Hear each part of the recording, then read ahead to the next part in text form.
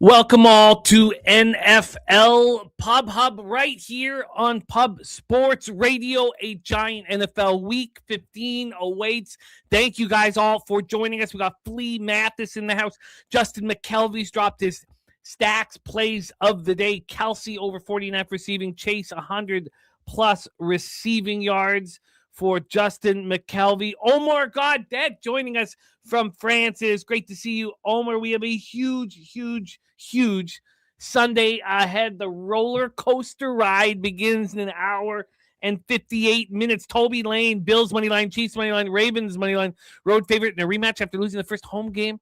A home matchup, being a home favorite is a must bet. We got the Patriots for Kripke, Hino Ball, Pacheco de Gallo, Robert McCormick in the house, the wager detective Ken Mizrahi, Agent Parlay, Ronnie Lofton. Great to see all of you guys. Philly Eagle Flyer ready to get to work. Curtis Berry, Wine Time Sports, Bo Jackson. Ooh, we have a great show. Bobano hitting leadoff for us. Bobano coming off one of the finest weeks in NFL Pub Hub history. We're season 5. He is our season 2 champion. He's coming off a 10-1 plus 8.8 unit week. Our friend Ian Cameron. He has been in first ever since the end of week 3.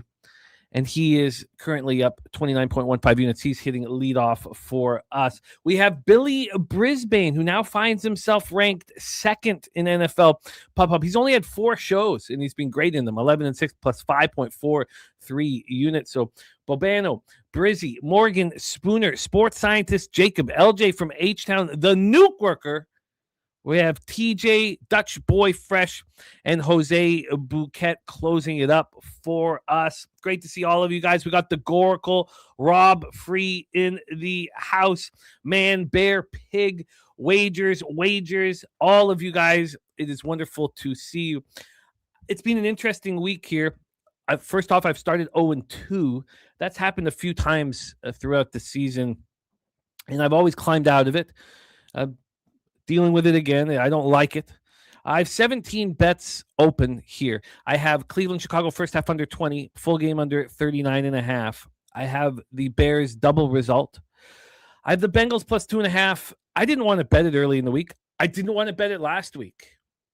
I just felt like I had to press the button. I should have waited this time. It's a 3. Clearly, it's a public side, and the sharp side's the Ravens. Clearly, the market's concerned about Ravens action. Chiefs double result plus 120. I'm on the Chiefs Chargers first half under 21, full game under 42.5. I'm on the Bills. I'm on Arizona Houston first half over 20.5. Arizona Houston full game over 42. I'm on Detroit LA Rams first half under 27.5, full game under 55. I'm on Carolina New Orleans first half over 20.5, full game over 40. I'm on the Niners minus 12.5. I'm on the Colts Seahawks full game under 42.5, and I'm on the Vikings plus 6. Nothing. 17 open bets is par for the course. Probably around my average for the year. The interesting thing is I have 8 bets that I've been staring at all week that I haven't been able to pull the trigger on. I've created a reason as to why I shouldn't bet it in each spot, and that's so I haven't bet it. It's usually I would have pulled the trigger on a few of these. Maybe I still do after the talking it out with everybody today. But these are the bets that I've not moved on that I want to move on that I haven't. 8 of them. Bears minus 7.5. Well, I already have the double result in the unders. Baltimore, Cincinnati, first half under, full game under. This line hasn't moved. It's been sitting here at 51.5 all week long. It did go to like 50.5 or 51 for a cup of coffee. I just sent Spooner a message saying, I bet you the final score is 27-24. And it, cashes by a half point. Do I want to make a bet that's I think is going to cash by a half point? No, I feel like that's the sharp side. Eagles minus 12.5. I've been staring at it all week. Went down to 10.5, came back up to 12.5, 12. It's just so public. I haven't moved on it. Minnesota, Dallas, first half under, full game under. I'm on the Vikings, so I think that correlates with my action. The Dolphins, now it looked better at plus 3.5. I'm using them in the contest, but at 3, we know TJ Watt's out. And then the Commanders. I've been staring at the Commanders all week. So I've just been staring at these spots all week long. These 8 and haven't moved on them. Notables for today: Brady Cook starting at quarterback for the Jets. Kenny Pickett starting at quarterback for the Raiders. Marcus Mariota starting at quarterback for the Commanders. And for all of us gentlemen in our mid-40s, our hero, Phillip Rivers, has arrived. Our overweight mid-40s hero. We're, instead of being excited about Philip Rivers out there, we're worried sick about him. We just want Philip to come home tonight after the game. We just want him to walk through that door standing up. All right, let's get to work. Let's bring on our first guest. And good God, when it thought this man could not be any hotter, he goes 10-1 plus 8.8 units last week, sitting 85 and 50 plus 29.15 units. Please welcome our guy, the star of the Ice Guy, star of the NBA OG show, star of Hitting the Books YouTube channel, Mr. Ian Cameron, to the show. Bobano, how are you? I'm doing great. Like I said, I can't even express what kind of season it's been. It's been amazing. But like I said, we got to keep it rolling. We got to finish strong, and hopefully we can keep it going today. We believe in you, Bobano. Thank you guys all for joining us. It's wonderful to see all of my friends, all these cappers I work with day in and day out for years in the chat. Thank you guys for joining us. Ian Cameron, let's roll. We start. Let me get this. I'll make sure I've got it all here. Okay, here we go. Let's roll. We start with the Las Vegas Raiders, 2-11, 1-5 on the road at the Philadelphia Eagles, 8-5, 4-2 at home. We're at Lincoln Financial Field in Philadelphia, Pennsylvania. The third weather report of the week for you guys, done about an hour and a half ago. 28 Fahrenheit, partly sunny, 15 mile per hour winds in the city of brotherly love. Let's get into the line history. This totals down to a 37. Wow. Opened up at 40. We've dropped 3 full points to a 37. And then let's get to the side, because I've been staring at the Eagles all week long. It looks like, 13s are now here. This opened up at 12.5, dropped down to 10.5. Now we're at a juiced 12.5.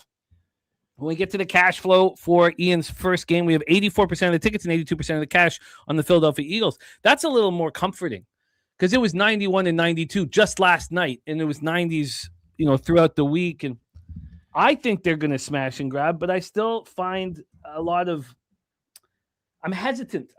Because it's so public, but it's less public now. We have injury issues. Well, Jalen Carter and Lane Johnson are out. Huge pieces of both the offense and defense for the Eagles. For the Raiders, Geno Smith is out, which means it's Kenny Pickett trying to get his rebenga. Colton Miller out, Alex Bachman out, Jeremy Chin questionable, Jordan Meredith questionable, Ian Thomas questionable, Jordan Meredith center and guard, Jeremy Chin safety. They're expected to give it a go. Take it away, Ian Cameron, game one on the list. Maybe it is a smash and grab, but I do not trust the Philadelphia Eagles. I don't. I mean, I think there's some issues. I think this is looking a little bit like the team that had that collapse down the stretch 2 years ago, where they lost as big favorites to teams they shouldn't have. I remember a loss to a middling Arizona team as a big favorite, as almost double digits when they were in that collapse. And to me, I can't ask Philadelphia right now to win by 2 touchdowns. You mentioned Lane Johnson out. You mentioned Jalen Carter out. And all of a sudden, that defensive front was, a little bit more vulnerable against the run here. And that's the thing, right? Is the Raiders have a terrible offensive line. We're not going to tell any fables here and try to talk people into thinking, wow, the Raiders' offensive line is just going to own this matchup. No, even without Jalen Carter, they might be up against it. But at least with him out of there, you got at least a puncher's chance, maybe, to get a little something going with Ashton Genty. If that happens, it can open things up for Kenny Pickett. And here's the thing. Geno Smith couldn't move out there on the football field. So as bad as the Raiders' offensive line has been, Kenny Pickett can at least move around a bit, more mobility. He did spark the offense late, albeit it was a garbage time last week against Denver.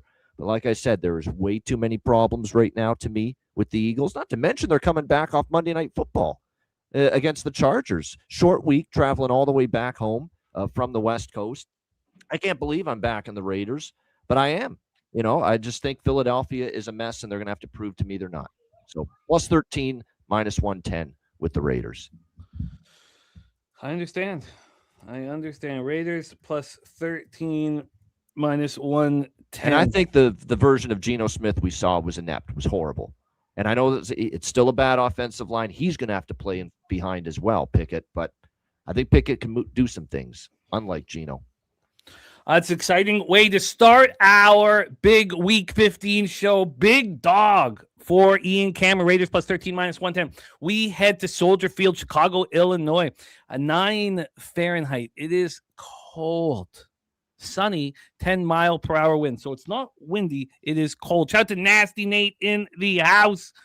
We have Soldier Field in Chicago, Illinois. Let's get into the line history here for this one and the injury report as quick as we can to hear Bobano's action. I'm on the Bears double result, and I'm on the first half under and full game under. And I wanted the Bears all week and just haven't hit the button. And this one I'm really close to. I still haven't yet. I feel like I'm invested enough, honestly. I think that's part of it. This look ahead was 7. There was no look ahead because of the injury issues. So this came out at 7, got up to 7.5, and that's where it stands. So it's sitting at 7.5 here. And then from a total standpoint here, we have a 38. This has been bouncing all over the place. It opened up at 40, got up to 41. There's no look ahead at this site, but I did bet the look ahead at 39.5, and then it reemerged at 41 after Shedeur throws for 364 or whatever it was that he threw for. This got down to 37.5 this morning. It bounced back up to a 38. When we get to the cash flow for this spot, we have 70% of the tickets, 66% of the cash on the Chicago Bears, 62% of tickets on the under, 73% of cash on that very under. And again, every time I talk about the offensive line here for the Browns, I want to bet the Bears. We have Wyatt Teller out. Now, Joel Bitonio is going to try to go. Zach Zinter now is so important as well. He's going to try to go because Ethan Pochik is done for the year. Their center is gone for the season. He's not on the injury report because he's just done for the year. Njoku's out, but Fannin Jr. is taking over that number 1 spot. Kyler Gordon out for the Bears. Odunze expected to give it a go. At least that was the last I had heard. Bobano, take it away. So you're on the Bears double result. Well, what we can hope for in this game is Chicago leads at half and Chicago wins the game, by a touchdown or less, because I'm on Cleveland here, +8, -110. And all the concerns are well documented with Cleveland's offensive line. That's the biggest fear I have. It is a mess. It is a big-time mess up front. Multiple starters either banged up or out for this Browns offensive line, with a rookie quarterback starting behind that offensive line on the road. All of that's a concern. But you're talking about all-time cold here at Soldier Field. I don't know if Caleb Williams is going to react to that all that great. We'll have to wait and see. That last week was a little bit misleading. Tennessee had, some block punt that set up a short field. There was also a defensive score, special team score in there. The Cleveland defense didn't play as badly, as that final score against Tennessee would indicate here in this game. And this is the first time Chicago's been laying more than a touchdown all year. So let's see if they're ready for it. And to me, even with the offensive line issues for the Browns, Chicago's defense lacks a consistent pass rush to get after the quarterback. So, can Sanders make a few plays? I know it was Tennessee, it was at home, but he did have over 300 yards. It was a step in the right direction for him. I think with these cold elements too, it's just asking a lot for a team to pull away and win by an expansive margin, especially a Chicago team that hasn't been in this role, favored by this many points all year. So I like Cleveland here. Cleveland's covered a few as a road dog already this year. I'll take a chance here, +8.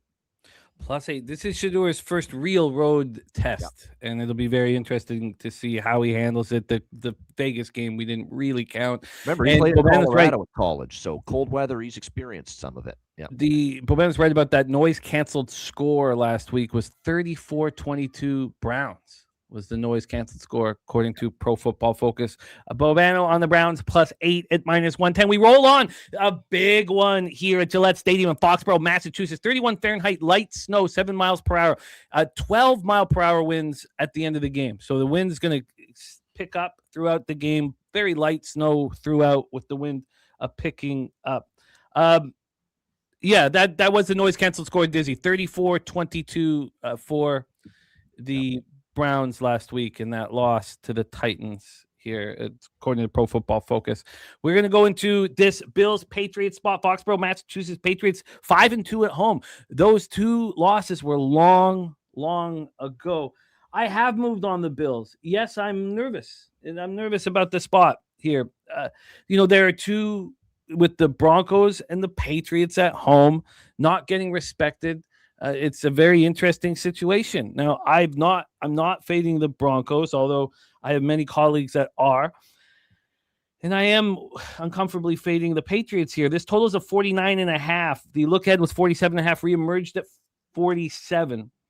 And then it immediately got bet up to 49.5.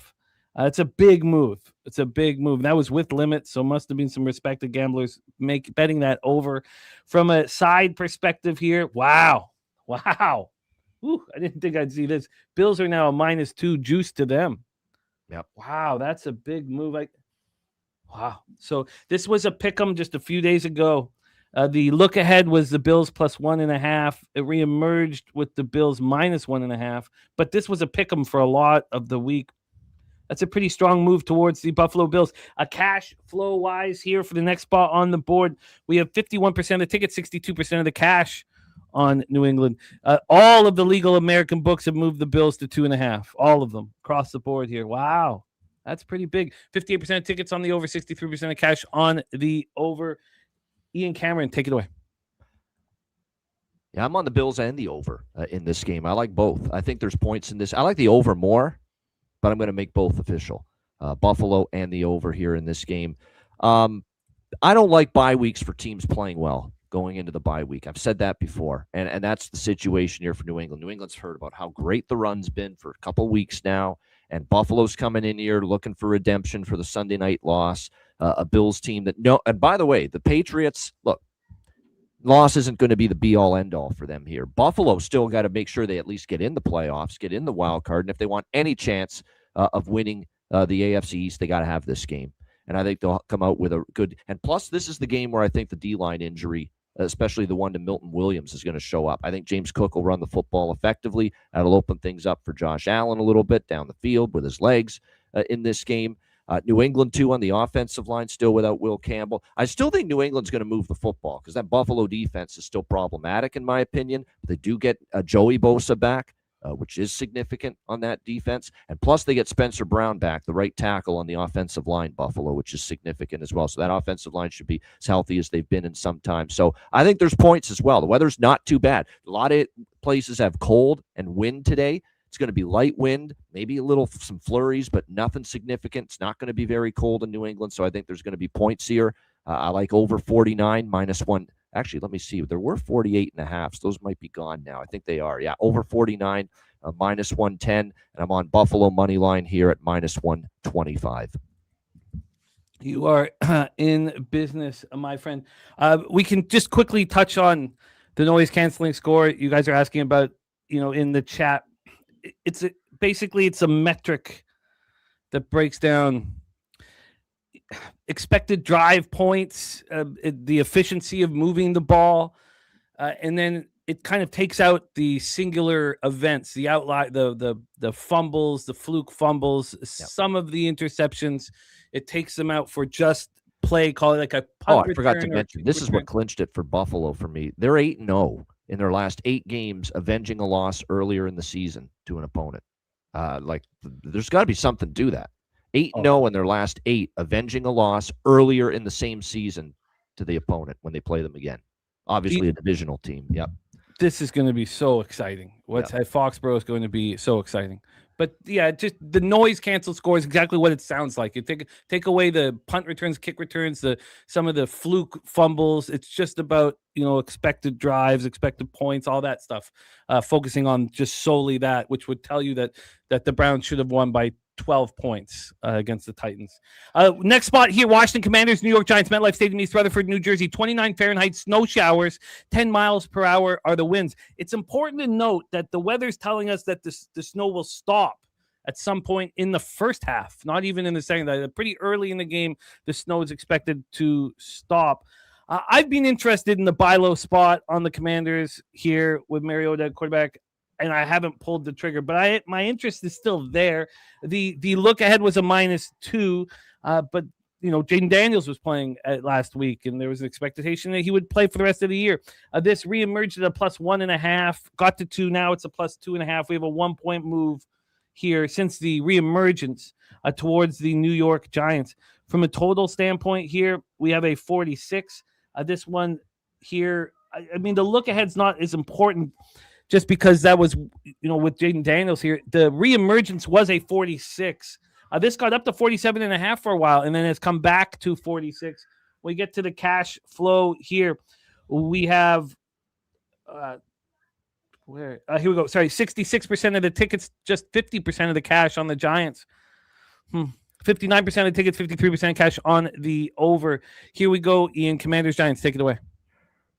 Yeah, this is they're very interesting, right? You got two teams that are out of the playoffs. Giants are off a bye week. Maybe makes you think maybe we got to bet the Giants. Well, first of all, I'm not laying anything with the New York Giants as a favorite. That's number one. And number two is I like these spots where we get a team not only off a loss, but off a shutout loss. Like they got blanked last week by the Minnesota Vikings, 31-0. Absolutely shut out in that game last week.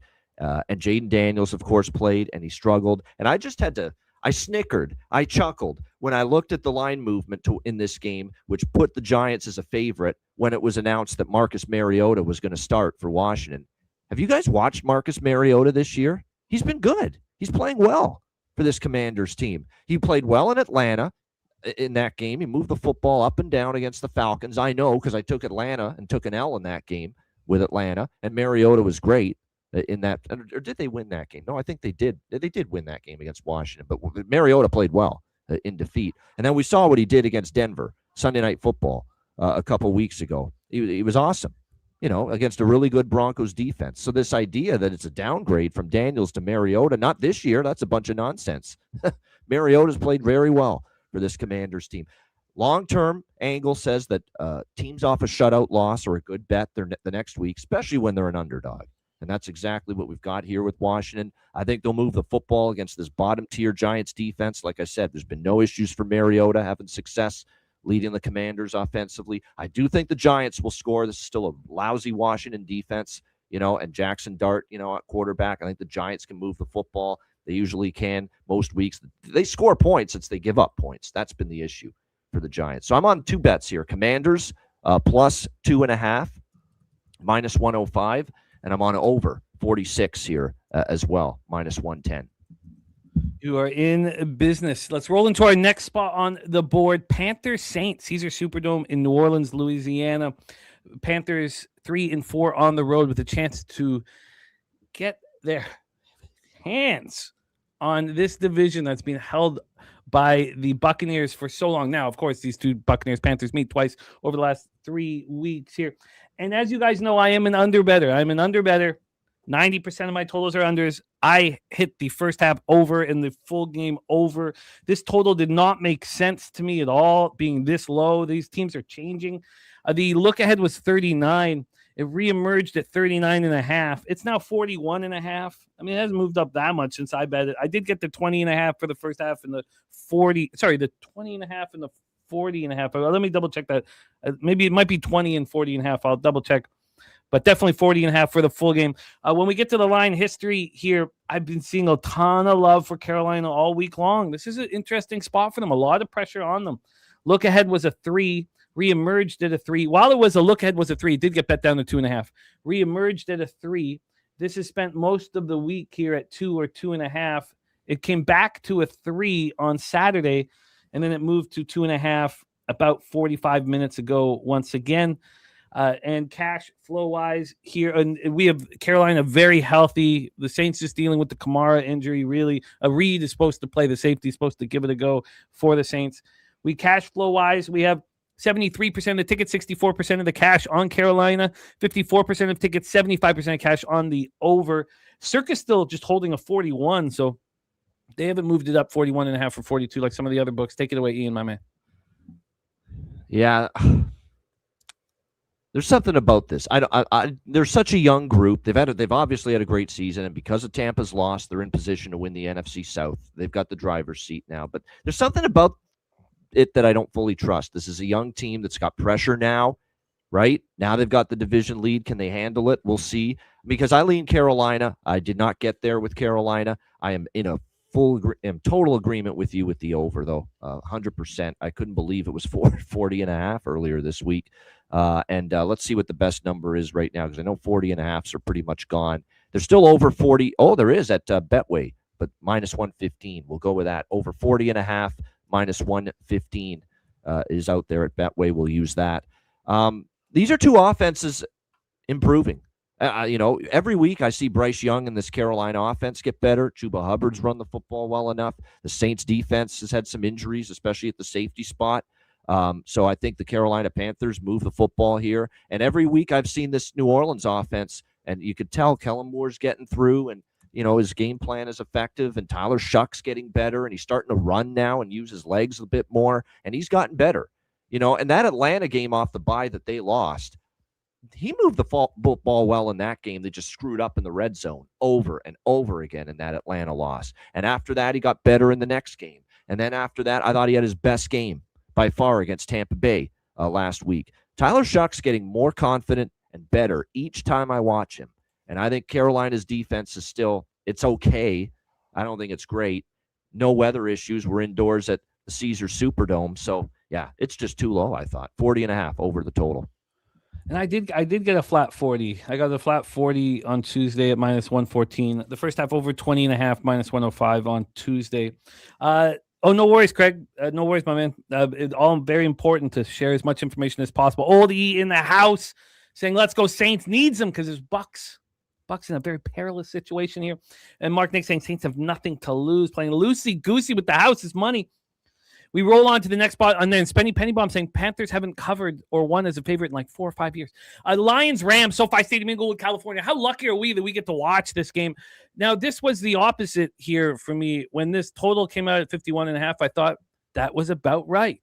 51.5, 52, 52.5, okay, 53. I still think that's about right.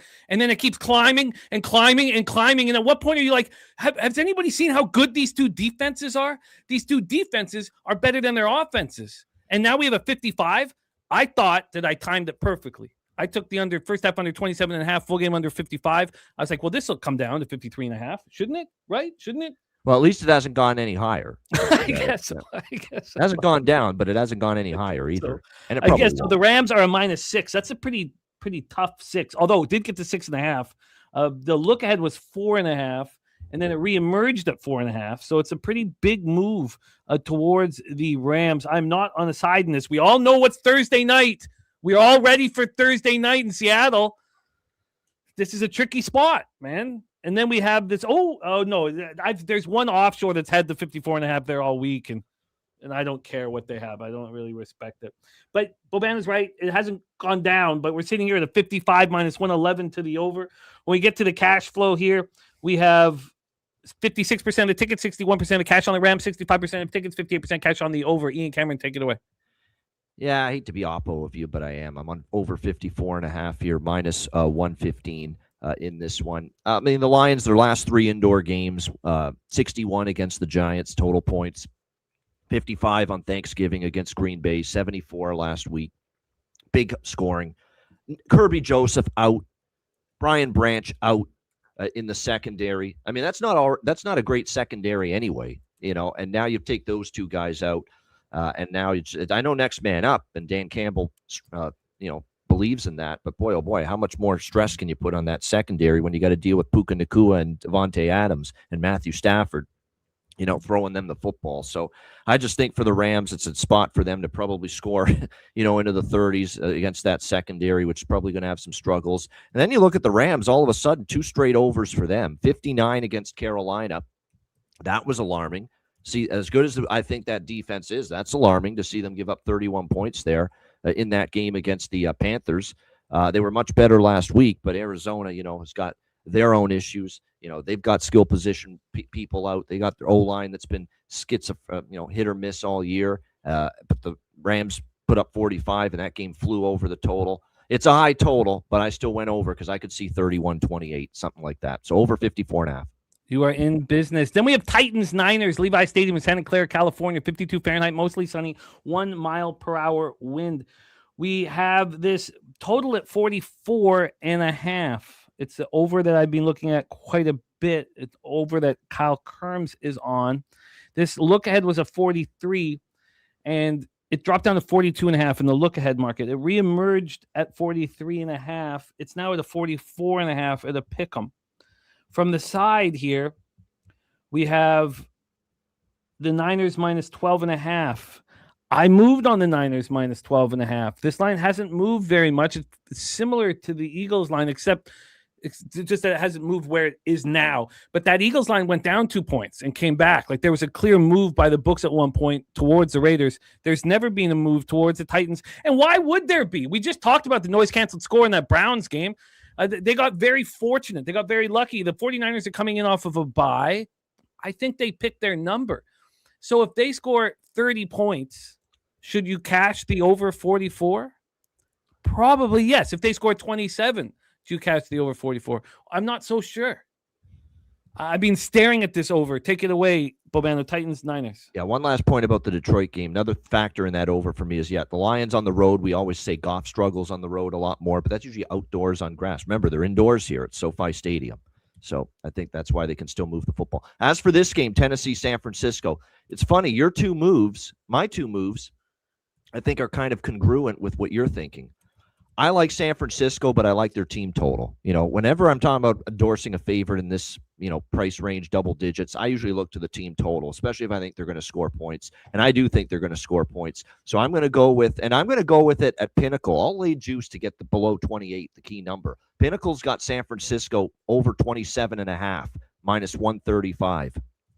I will lay the $1.35 to get it below the key number at 28. So 49ers team total over 27.5, minus 135. I mean, I feel I've been on NFL Pub shows with Jimmy for years talking about how off a bye week, I trust the Shanna plan offensively. I do. I trust a good game plan. I trust wrinkles in the playbook, and I trust a script coming out of the chute. You could even go with a first quarter team total over or first half team total over. I don't mind that, and I'll probably sprinkle on that as well.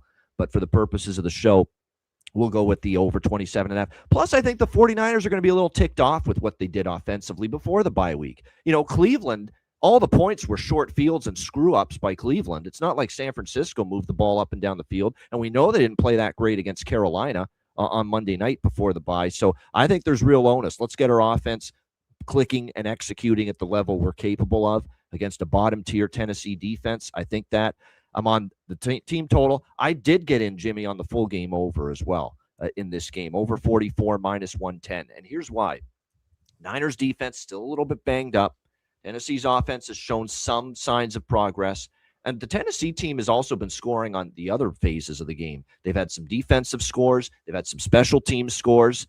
DK's been great to the special teams group, giving them good field position. So I think Tennessee can get a cheap score maybe in this game, even if their offense struggles. So I'm going to go with that full game over as well.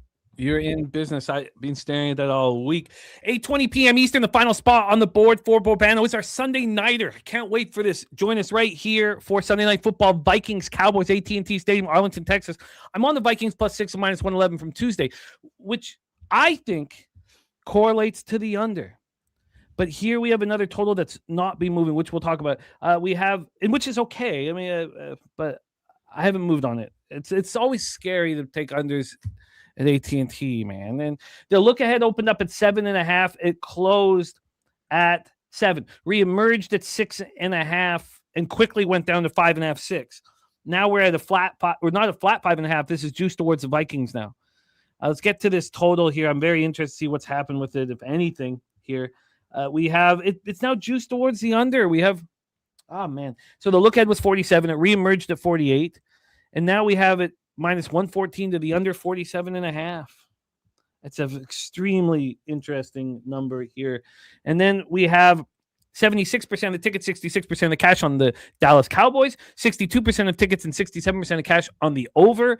Ian Cameron, Vikings, Cowboys, take it away. Yeah, just because I know we're tight for time, I'll just be quick here. Plus 6, minus 120 on the Minnesota Vikings.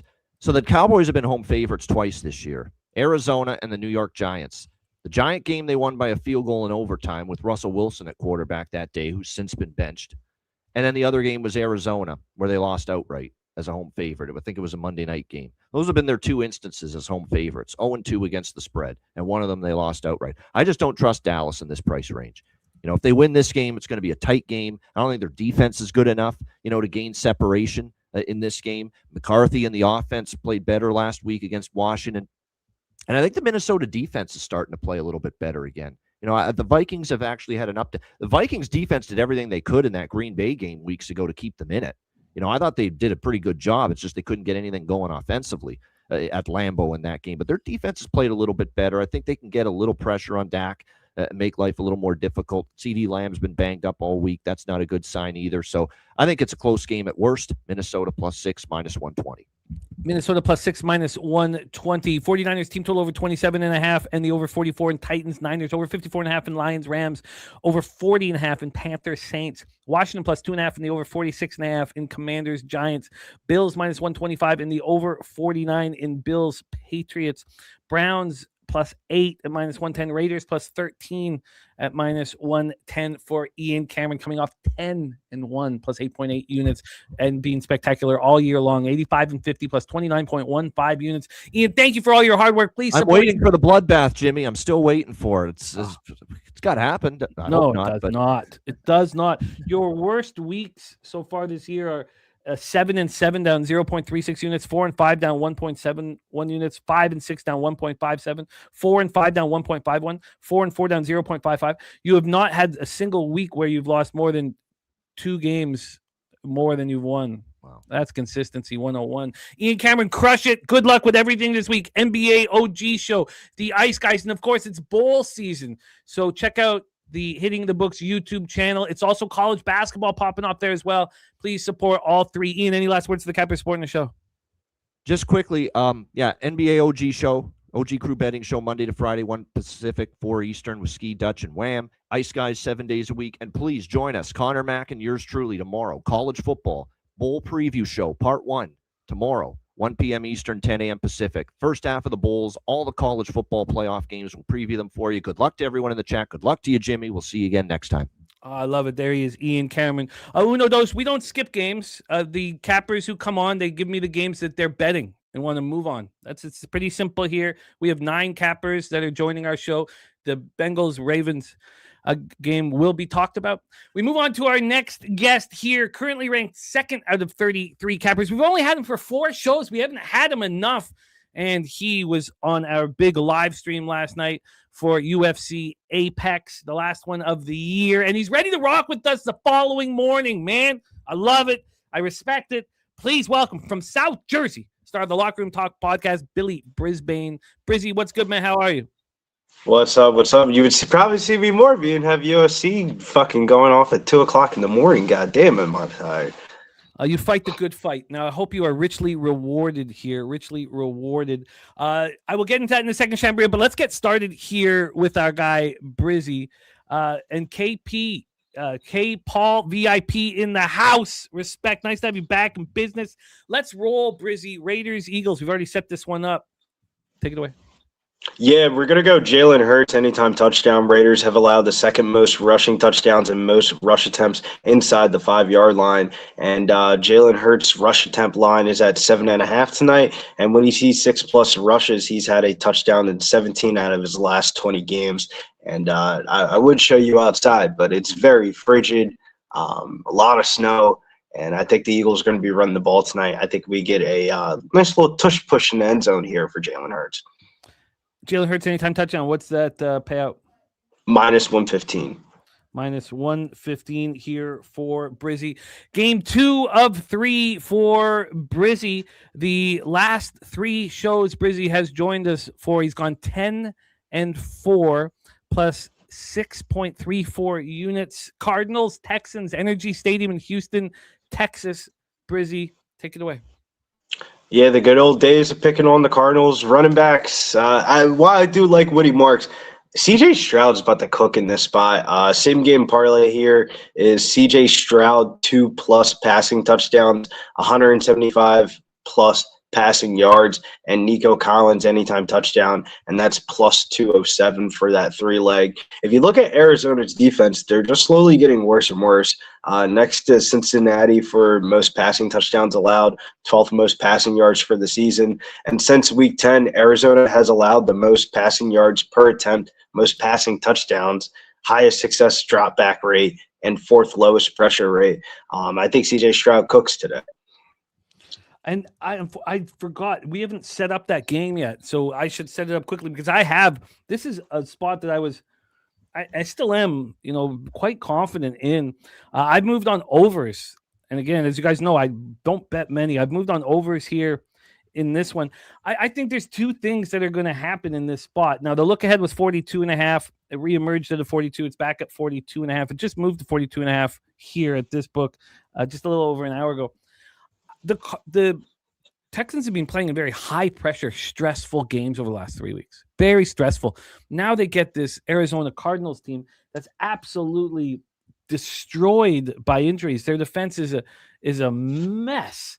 And I think that the Texans are going to be able to have a get-right game on offense. And I also fear that their defense won't be as locked in against this poor squad. It's hard to stay focused and stay, they just played the Chiefs. They had to play the Colts in Indianapolis. They had these very tough games. And listen to this injury report for the Cardinals. Of course, Marvin Harrison out, safety Jalen Thompson out, offensive lineman Paris Johnson out, Max Melton, their cornerback out, another safety and Dadrian Taylor Demerson out, offensive line Evan Brown out, a defensive lineman Bilal Nichols out, Xavier Weaver of depth wide receivers out. They have a bunch of guys who are hurt that we're not sure if they're going to play. They need LJ Collier out there on the defensive line. He might not even be able to go. So just a ton of injuries that they're facing. And what do we know about Brissett? He's going to throw the ball 50 times, no matter who's out on the field. From a side perspective here, this has been moving briskly. We have a 10.5 now. This has been a 10.5 since, last night. The look ahead was a 7. It reemerged at 9.5. So it's only moved a half point since. Here, Williams says Texans in a rout. We have Brizzy on CJ Stroud, 2 passing touchdowns, 175 plus passing yards. Nico Collins, anytime touchdown, plus 207. Brizzy, your last spot on the board here, Detroit Lions, LA Rams. I cannot wait to watch this game. I'm on the under. Bobano's on the over. We have a lot of cappers talking about this game, so lock in. Brizzy, take it away. Yeah, we'll start it off by saying, doing these NFL pop-up shows throughout the years, you would be shocked if you just go 3-0 consistently or 2-1 consistently. You'll find yourself at the top. We're not going to try to get too cute or try to get too crazy. We're just going to try to get a nice little square play through the window here. And this is going to be a same-game parlay of Matthew Stafford, 2+ passing touchdowns, Jahmyr Gibbs, anytime touchdown, and the all-over on the game of 40.5. And that is a plus 103 leg parlay. Usually don't like running those out too much, but we just need to get some W's here on the board, and we'll creep our way up because wait until we get to the Super Bowl episode. Babano, we're coming for you for the halftime sing-along show. I know you're not going to bet that shit. That's going to be a market. We're going to catch up. So we just got to climb our way there, be right there, hit the halftime Super Bowl show, and we'll be right there. We have Stafford 2 passing touchdowns, Gibbs anytime passing touchdown, and the over 40.5. And what was that at? Plus 100 at FanDuel Sportsbook. Plus 100 at FanDuel Sportsbook for our guy, Billy Brisbane. Brizzy, thank you for all your hard work, my man. Get that cash in review. He is on Hurts, anytime touchdown, minus 115. Stroud, 2 passing touchdowns, 175 plus passing yards, and Nico Collins, anytime touchdown, plus 207. And then the Stafford, Gibbs, and the alt total. And again, 10-4. Over his last 3 shows, Billy Brisbane vaulted in the second place, where he belongs, in the top 5 of NFL Pub-Up. Brizzy, thank you for your hard work. Any last words for the Cappers supporting the show? Yeah, make sure you guys tune in to the Sunday night football stream tonight. We're really going to be cooking up Dallas and Minnesota Vikings. I mean, we've had some crazy Dallas home games. I wish I would have added it to this card, but that's why you got to tune into the live stream tonight. I love it. There he is, Billy Brisbane. We have just had our crack producer, and I don't mean crack rock, I mean hardworking producer backstage, tell us that Christian Benford and Terrell Bernard for the Bills are both out. They're both out, listed as questionable all week. Benford was downgraded on from limited to no practice on Friday, which is obviously a bad sign. And Terrell Bernard out as well. For thank you for that heads up here, Jose Bouquet. Let's bring on our next guest, currently ranked 5th out of 33 cappers here on NFL Pub Hub, 24-18 plus 3.58 units. Crushing college basketball. He swept the board if you rocked with us here on Thursday's Betting with the Bag show. not only a star here at Pub Sports Radio, but one of the stars of the Sauce Network. Please welcome our friend Morgan Spooner to the show. Spooner, how's it going, man? How are you? I'm doing really well, Jimmy. Looking to get back at it in NFL. Had a rare bad week last week. Took a couple losses in overtime. Just frustrating. The close losses hurt more. I'd rather just get blown out. Just turn the game off. I know. The roller coaster ride's about to start again in an hour and 13 minutes, Spooner. Cardinals, Texans, Energy Stadium, Houston, Texas is where you're starting. I just talked about my not more than interest, my investment in the overs in this football game. Take it away, your plan of attack. So Houston Texans, Arizona Cardinals. This is one of those spots where it's really hard to get on the Arizona Cardinals. This line opened up, I want to say 6.5. And it immediately moved towards the Texans. Maybe it didn't open that low. I'm trying to find the opener on this. No, there was 6.5 on FanDuel. So it shot right up. So the 6.5 was the side if you like the Texans. But I have this number at 10.5 with the Cardinals. I paid -110. I think this number's just moved too far. I think this accurately should have been around a touchdown. Obviously, Jacoby Brissett's starting in there for the Cardinals. Maybe that downgrades the team some, but I don't think it does a lot. And they're obviously used to playing with them at this point. This Cardinals defense, I think, is a lot better than they look on paper. The offense doesn't do them any favors, and that's something similar to what you see on the Houston Texans side. That Houston Texans defense is one of the best defenses I've seen all year in the NFL. They're really consistent, and it's going to make it hard for the Arizona Cardinals to put a ton of points on the board. But I just see one of these games that stays within a touchdown the entire time. I hear you talking about the over. Maybe it's just because it's such a low number, but just the faith I have in the Cardinals defense to kind of slow down Stroud. He doesn't seem to do that well with pressure this year, and the Cardinals are willing to send a lot of pressure. I could see this being a little bit of a low scoring game, but I have no edge on totals at all. I just hope the Cardinals keep this close. I think it's a good buy low spot in the market. We have 94% of the cash on the Houston Texans, 80% of the tickets. It's been that way all week. That 6.5 disappeared, shot to 10. It's been there for like 6 days now, and there's a few 10.5s. There's no 9.5s. I'm happy with my 10.5 here. I'm excited about this game. Obviously, heavily invested here in the overs. I understand expecting the.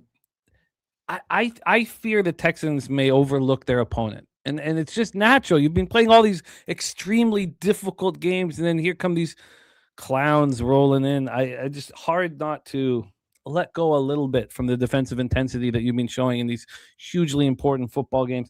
Let's roll into the next spot on the board here. Jimmy, real quick. Yeah. Do you think Tommy Turnbuckle's grandmother can throw more yards than CJ Stroud? Because he's only taken the 223. If his grandma can throw 300, why is he not taking the 300? Oh, it should be a heavy investment.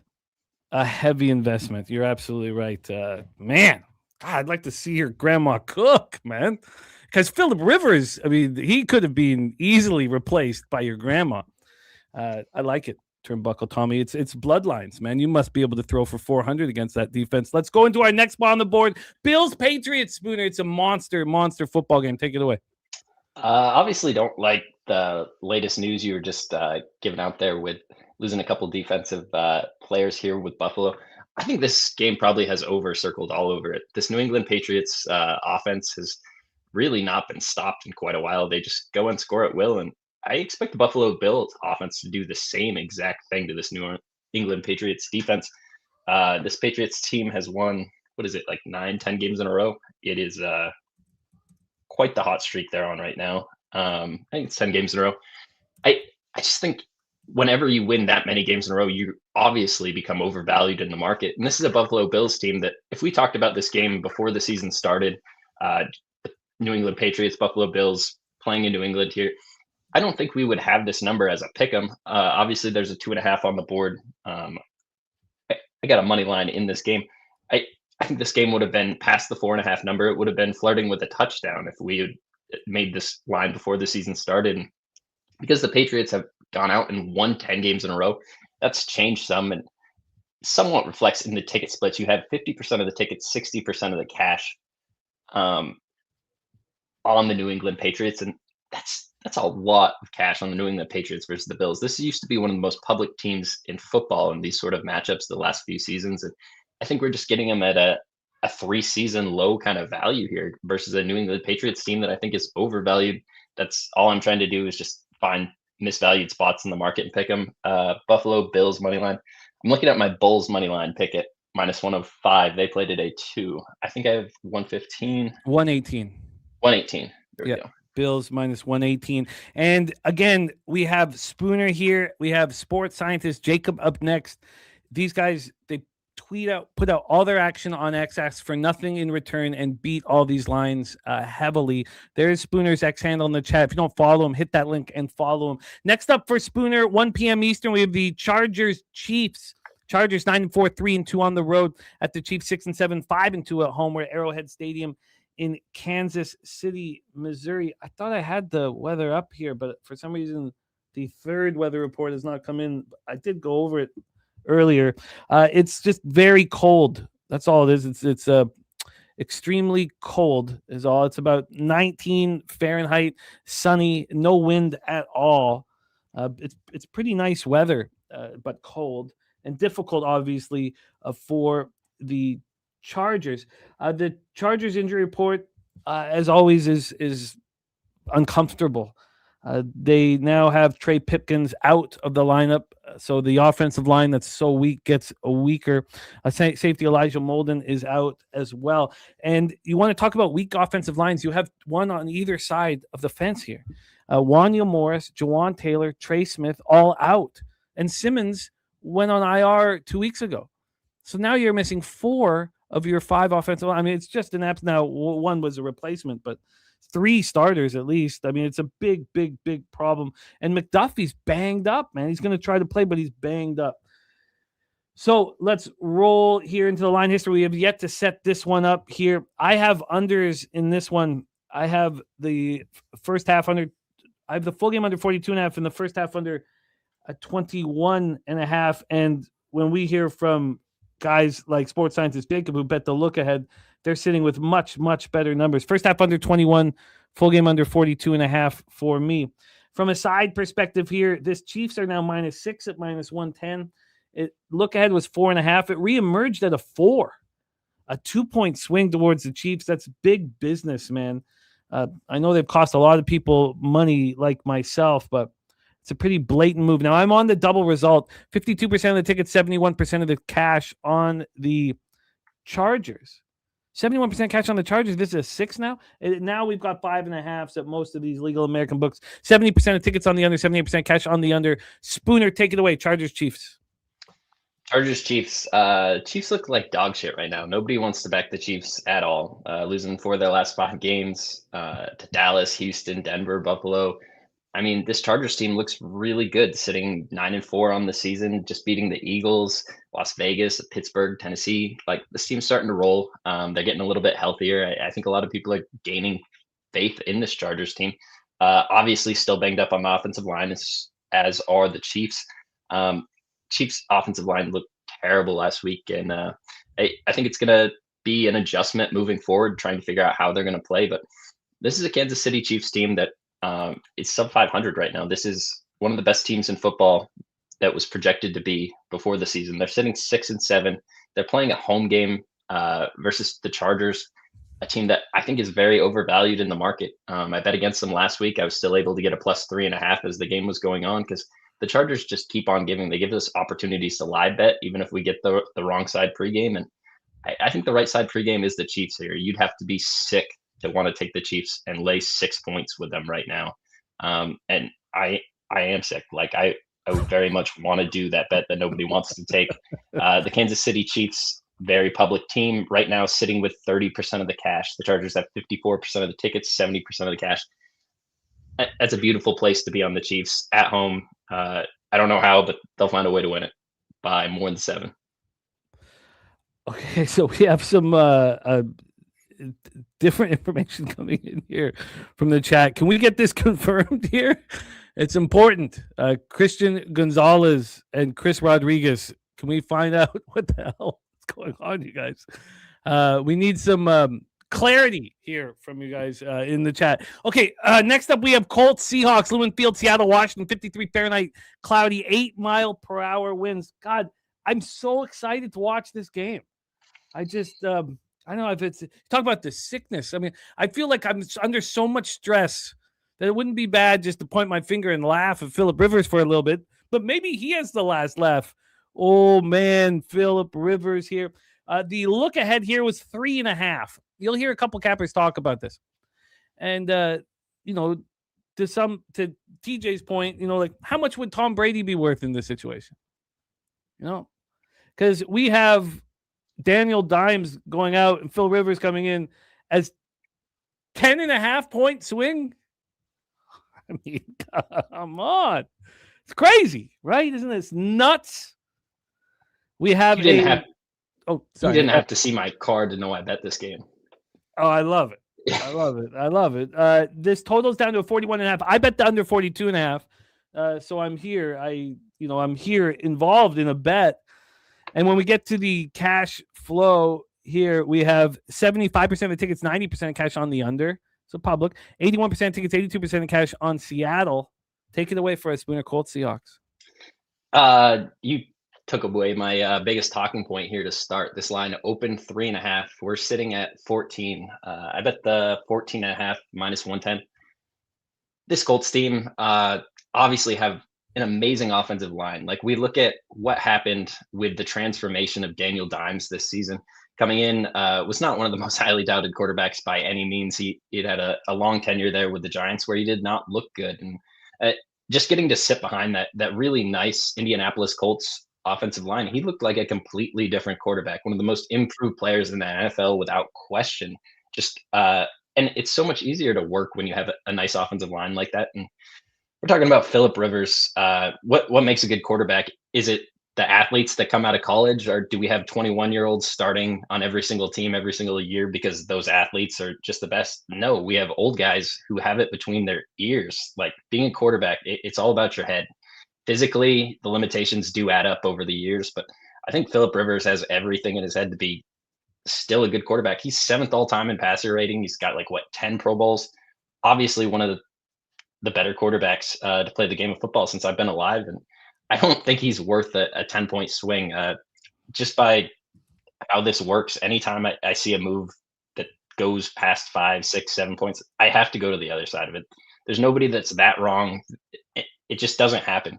This was a possibility going in. We knew that that the injury was there.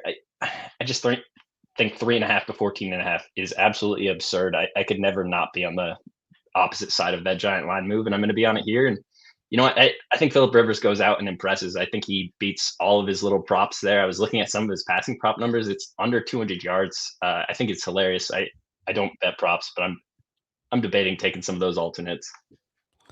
Oh man, I mean, they're going to lose. It's not going to be a pretty game, but it's going to be like a 10-point game tops. All middle-aged men will be cheering for Phillip Rivers. He's so happy. Do you see how happy he was at these press conferences? People are talking about, when was the last time he threw? He's got 11 kids at the house. He's got a whole scout team to play with. He was so happy at that press conference. I couldn't stop laughing. I'll be cheering for you here. Let's move on to the next spot on the board. Nuke Worker saying snowing heavy in New England during pregame practice. Again, I'll be curious to see, but I did think it was important, Nuke, to mention that it is supposed to stop snowing during that game. And, we'll... Oh, no, sorry. It's supposed to be snowing throughout that game. That's not the one. Sorry. The wind's supposed to pick up in that game. That's all. Now it's heavy snow right now. I've got light snow for that football game. But the wind's supposed to pick up and be like legit double-digit wins in the second half.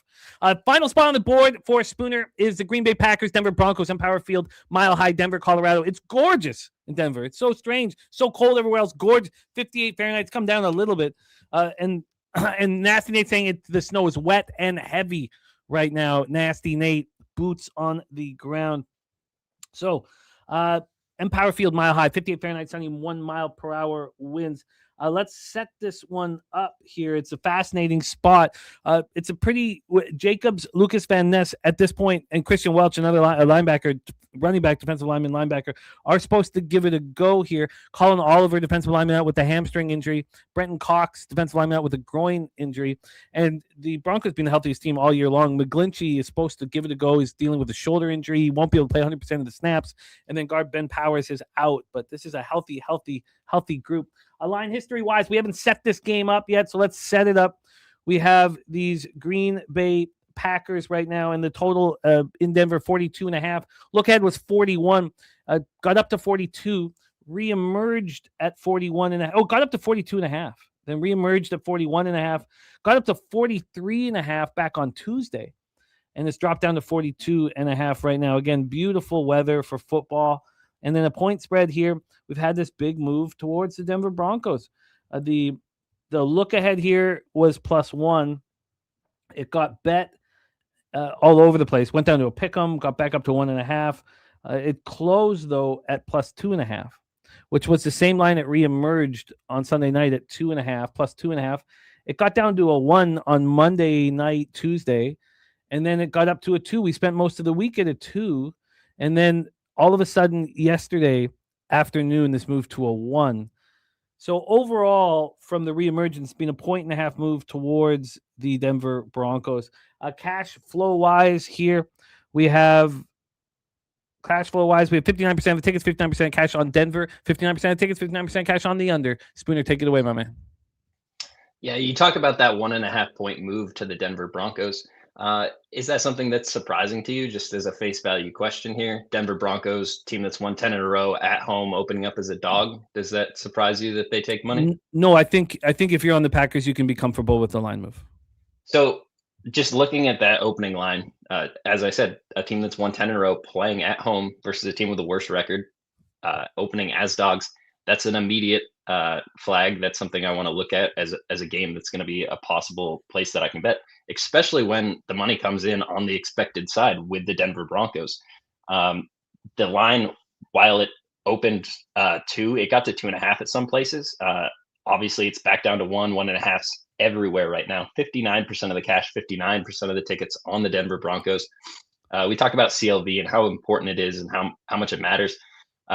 With CLV comes like line shading. Some lines are built to move a little bit, and they know how the models work. They create the same models that we do, but their models are way better. So they're very well aware that people are going to want to bet a team like the Denver Broncos at home as an underdog, and being able to get the Packers money line, I think this is a great spot. I think the books have painted this one. This is probably just my favorite market perspective. It doesn't matter what sport. You could put this into college basketball. You could put this into soccer. Like this, the way this sets up, this is a road team win for me. Packers money line -115. That's the corner of also Spoons and Torrance Boulevard. Troy agreeing heavily with the Packers spot. We have Spooner on Packers money line -115, Colts +14.5 -114, Chiefs -5.5 -110, Bills money line -118, and the Cardinals +10.5 at -110. I pop Spooner's X handle here in the chat. Hit that, support our guy Morgan Spooner. I hope you have a monster Sunday for you, my friend. Are you doing anything in college basketball today? Yeah, I got a few bets open. I mentioned the Buffalo team. They're the Bulls, are playing against ECU. ECU's having a terrible season this year. Buffalo, very overvalued in the market to a lot of people's opinion. But when we put these teams down on paper and their last couple of recent wins, Buffalo should be laying like 3.5 points here to be able to get them on the money line. I love it. My favorite team, the Vermont Catamounts, play tonight. I got a juiced 4.5 last night. The line's at 6.5. I also have a money line parlay with the Milwaukee team. They play Indiana State at home. Both two home teams, really good coaches, good teams. The lines are a little heavier than they should be. Don't do a lot of those money line parlays, but you can get Vermont Catamounts, Milwaukee right now plus 110. I think that's the best bet in college basketball.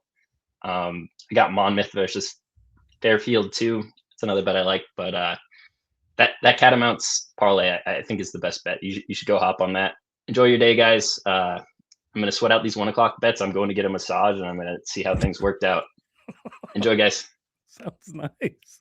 Sounds nice. My back is going to be riddled with knots, and I'm going to start drinking right in front before the live stream tonight. That's my plan of attack here.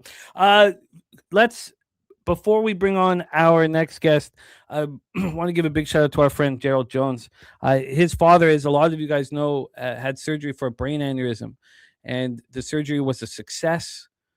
Gerald's dad has enormous strength and handled, as scary an operation as there is. He, made it back home, and on Friday, Gerald's dad celebrated his 79th birthday. Back home with his family where he belongs. So to the Jones family, you guys lead by example. We see your strength. If any of us have similar issues that we have to deal with at the hospital, we can think about how you guys have handled it and not wallow, but move forward and get healthy and get back home. So love to the Gerald Jones family. Love hearing about your father. Big happy birthday from all of us to Gerald's dad, who, again, showing great strength and leading by example. Love to the Gerald Jones family. Let's bring on our next guest here.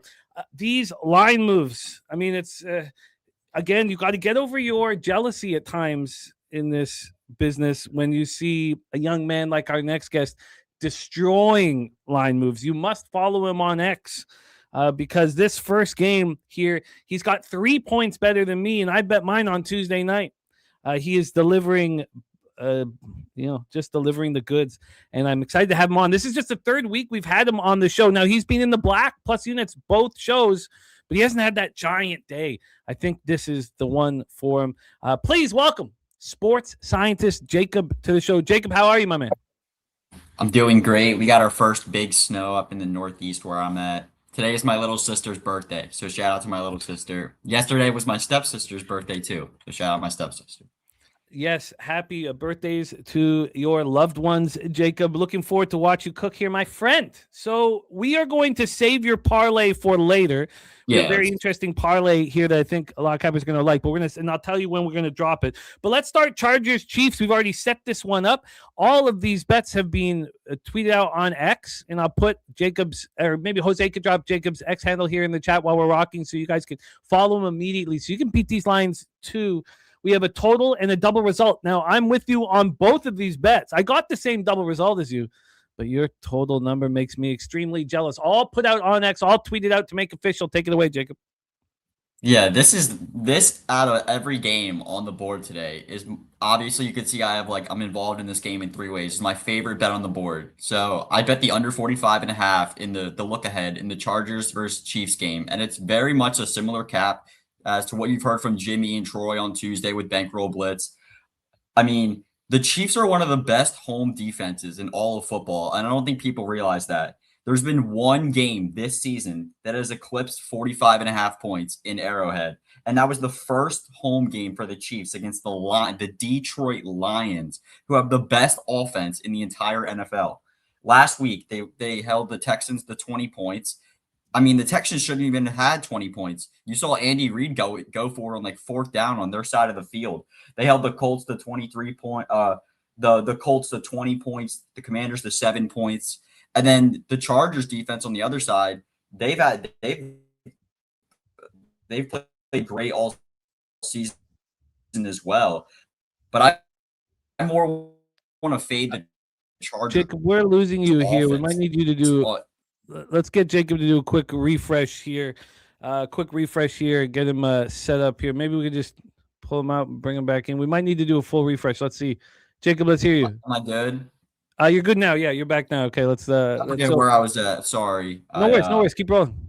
Yeah, last week the Chargers obviously coming off beating the Super Bowl champion Philadelphia Eagles. Heartbreaking loss. I was on the Eagles there. They scored 22 points despite the fact that Jalen Hurts threw 4 interceptions. Herbert did not look good. The only thing he did was beat them on the ground. The game before that, the Chargers have got – I mean, look at the Chargers' schedule. They faced the Raiders.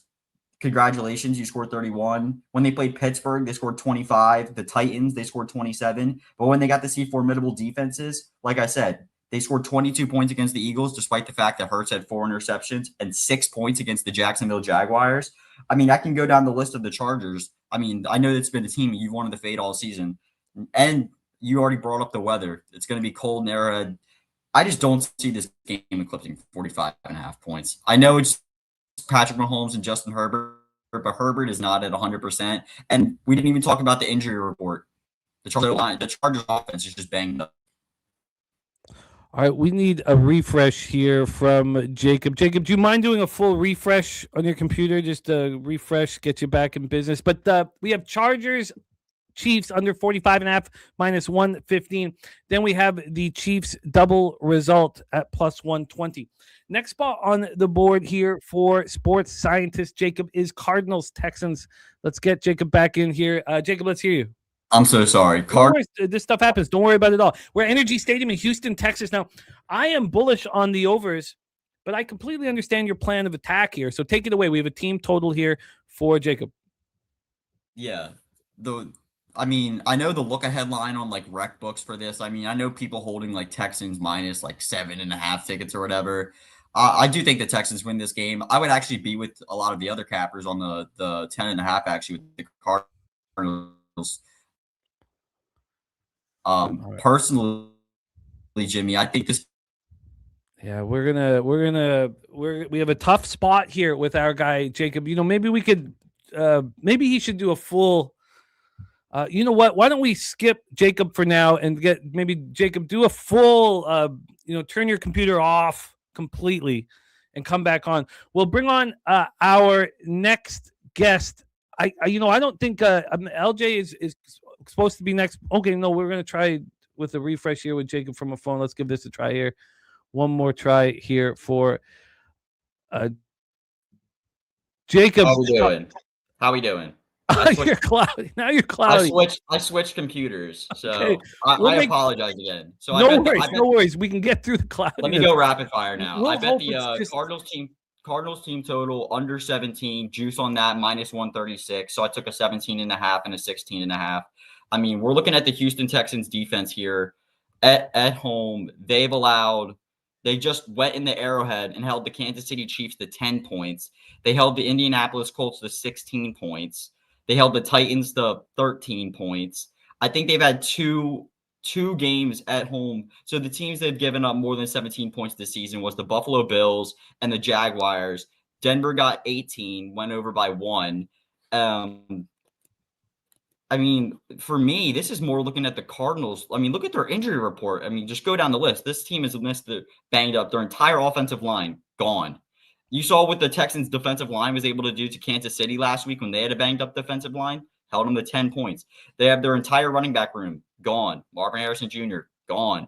You're rocking Jacoby Brissett at quarterback. The Texans are still trying to obviously chase a division win, keep it short and simple. I think maybe Brissett finds a way to score 3 touchdowns, but the fact that I was able to get decent juice on a 17, I had to take the under. Yeah, I can completely understand the plan of attack here. My concern is just let's meet you while I'm talking about that. My concern is just that it's been very pressure filled at Kansas City, at Indianapolis, at home against the Bills. And I do have a legitimate concern that they just aren't quite as focused here. Just not quite as focused defensively. I think they can run up the score very easily here. Let's move on to your next spot on the board here, Jacob. Raiders, Eagles here. I'm going to unmute you as soon as I get to this point. Raiders, Eagles, Lincoln Financial Field. Excuse me, Philadelphia, Pennsylvania, 28 Fahrenheit, partly sunny, 15-mile-per-hour winds. Now you have a side and talk to us about your money line parlay. Take it away, my man. Oh. Yeah, so I'm going to talk about the money line parlay first. Usually, obviously, I'm not a proponent of any parlays, but I have a money line parlay that was plus 100 on the Kansas City Chiefs, the Houston Texans, and the Philadelphia Eagles to all win today on Sunday.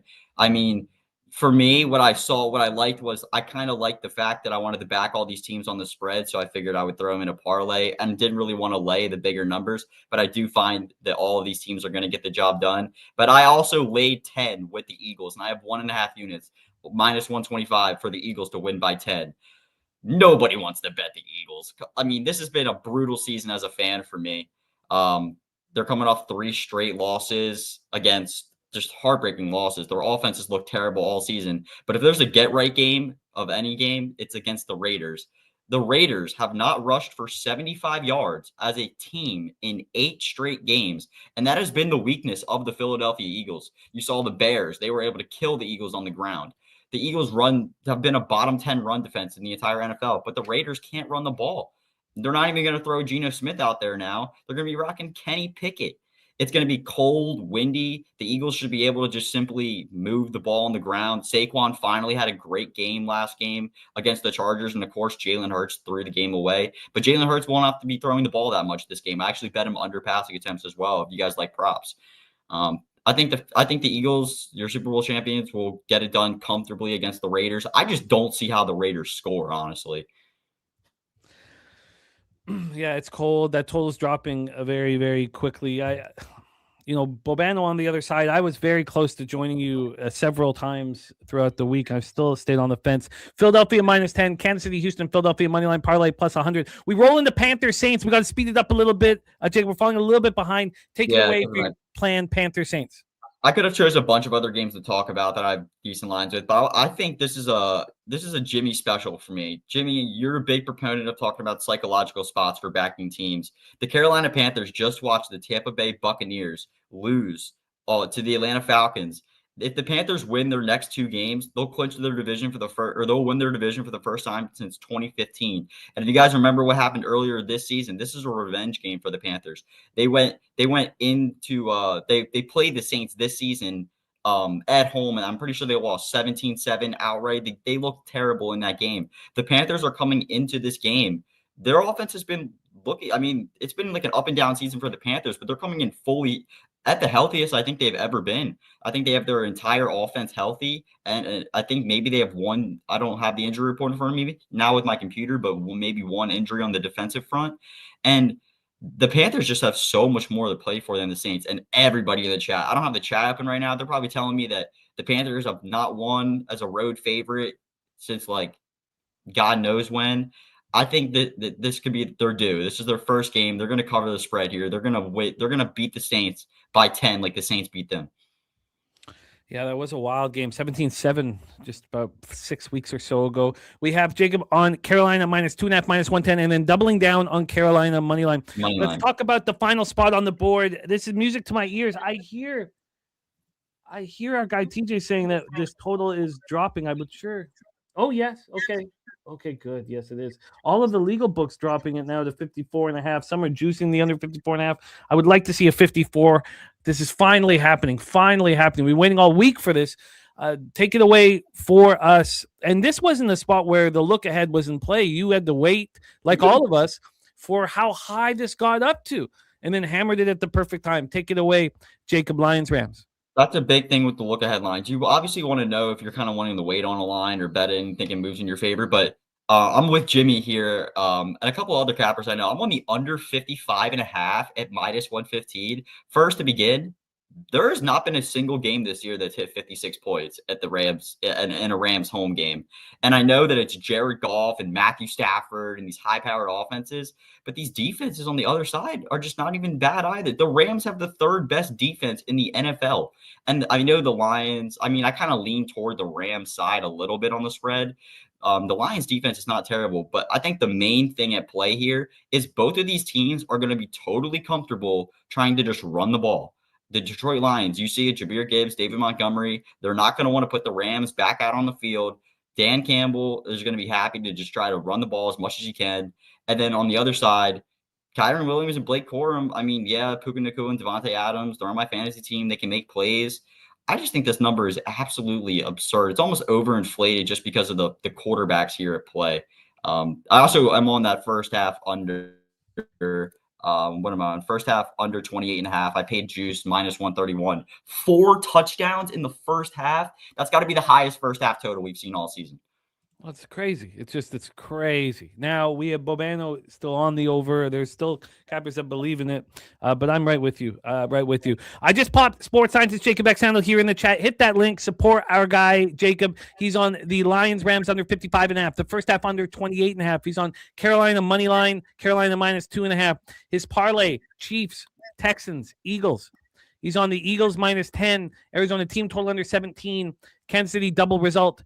and the Chargers Chiefs under 45.5. All the action's been put out on X officially. Hit that link and you can beat these lines with our friend Jacob. Jacob, thank you for your time, man. Any last words for the Cappers supporting the show? Apologize for the technical difficulties. Happy holidays, everyone. I hope maybe I'll be back next week before Christmas, or if there's a show next week. But yeah, I hope everyone has a good Sunday, and I hope the Eagles go Birds. I hope the Eagles get a win. I'm rocking the Jake Elliott jersey today instead of the Cooper DeJean jersey. Nice. There he is, sports scientist Jacob. We move on to our next guest here. Excited to have him back in business with us. He spent most of the year as the top 5 capper. He is top 3 capper for most of the year. He had a rough week 9, and we want to see him get back to where he belongs. Please welcome from Houston, Texas, LJ from Htown. LJ, what's good, man? How are you? Good, Jimmy. Let's get into it, man. We ain't got a lot of time. So, Cardinals, Texans, your Houston Texans in business. Take it away, my man.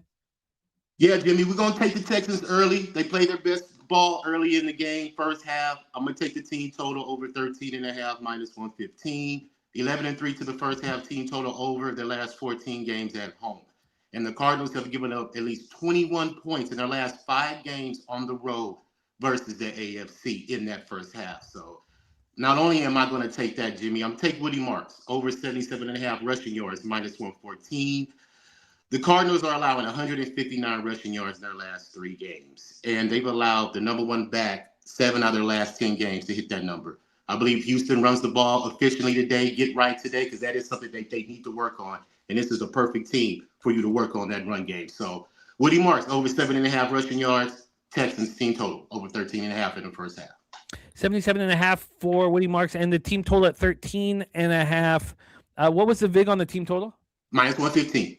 You are in business, LJ. Next spot on the board. Shout out to our guy, Just My 2 Cents in the house, fresh off our big live stream last night for UFC Apex. We have Browns, Bears. We've already set this one up. LJ, take it away.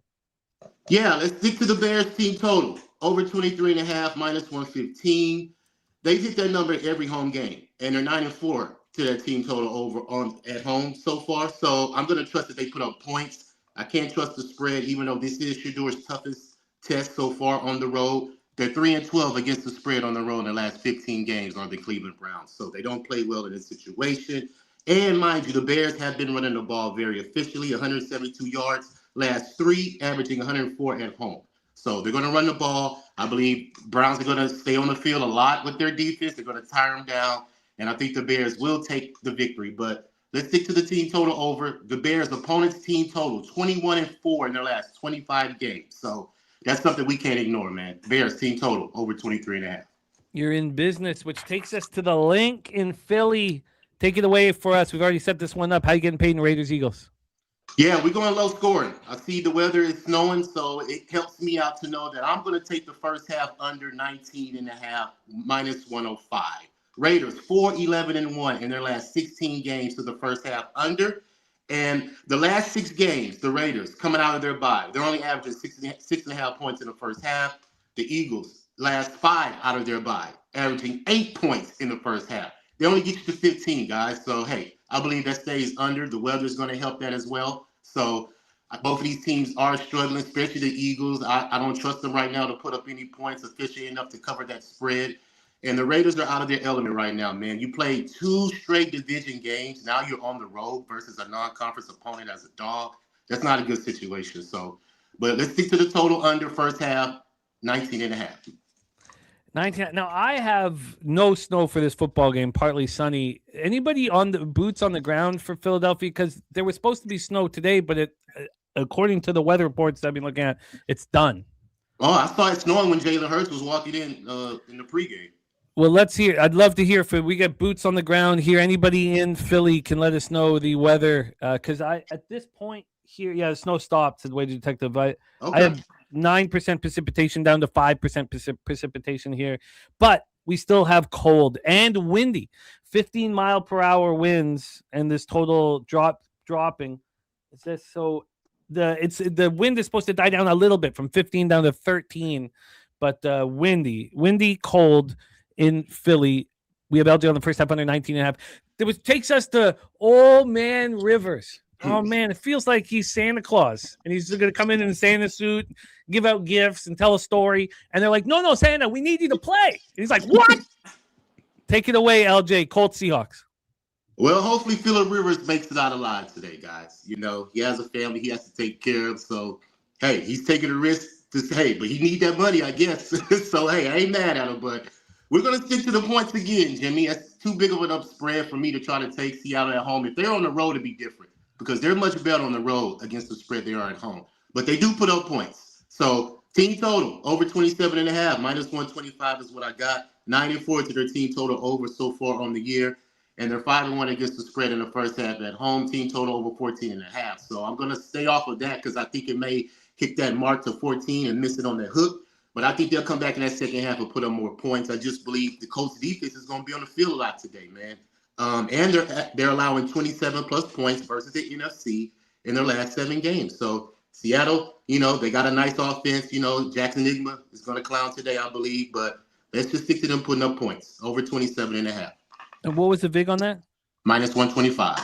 You're in business. Seahawks team total over, which takes us to Empower Field at Mile High, Denver, Colorado. Packers, Broncos. We've set this one up. How you getting paid? Yeah, interesting right here. I had this game circled a couple of weeks because the Packers played 3 straight division games.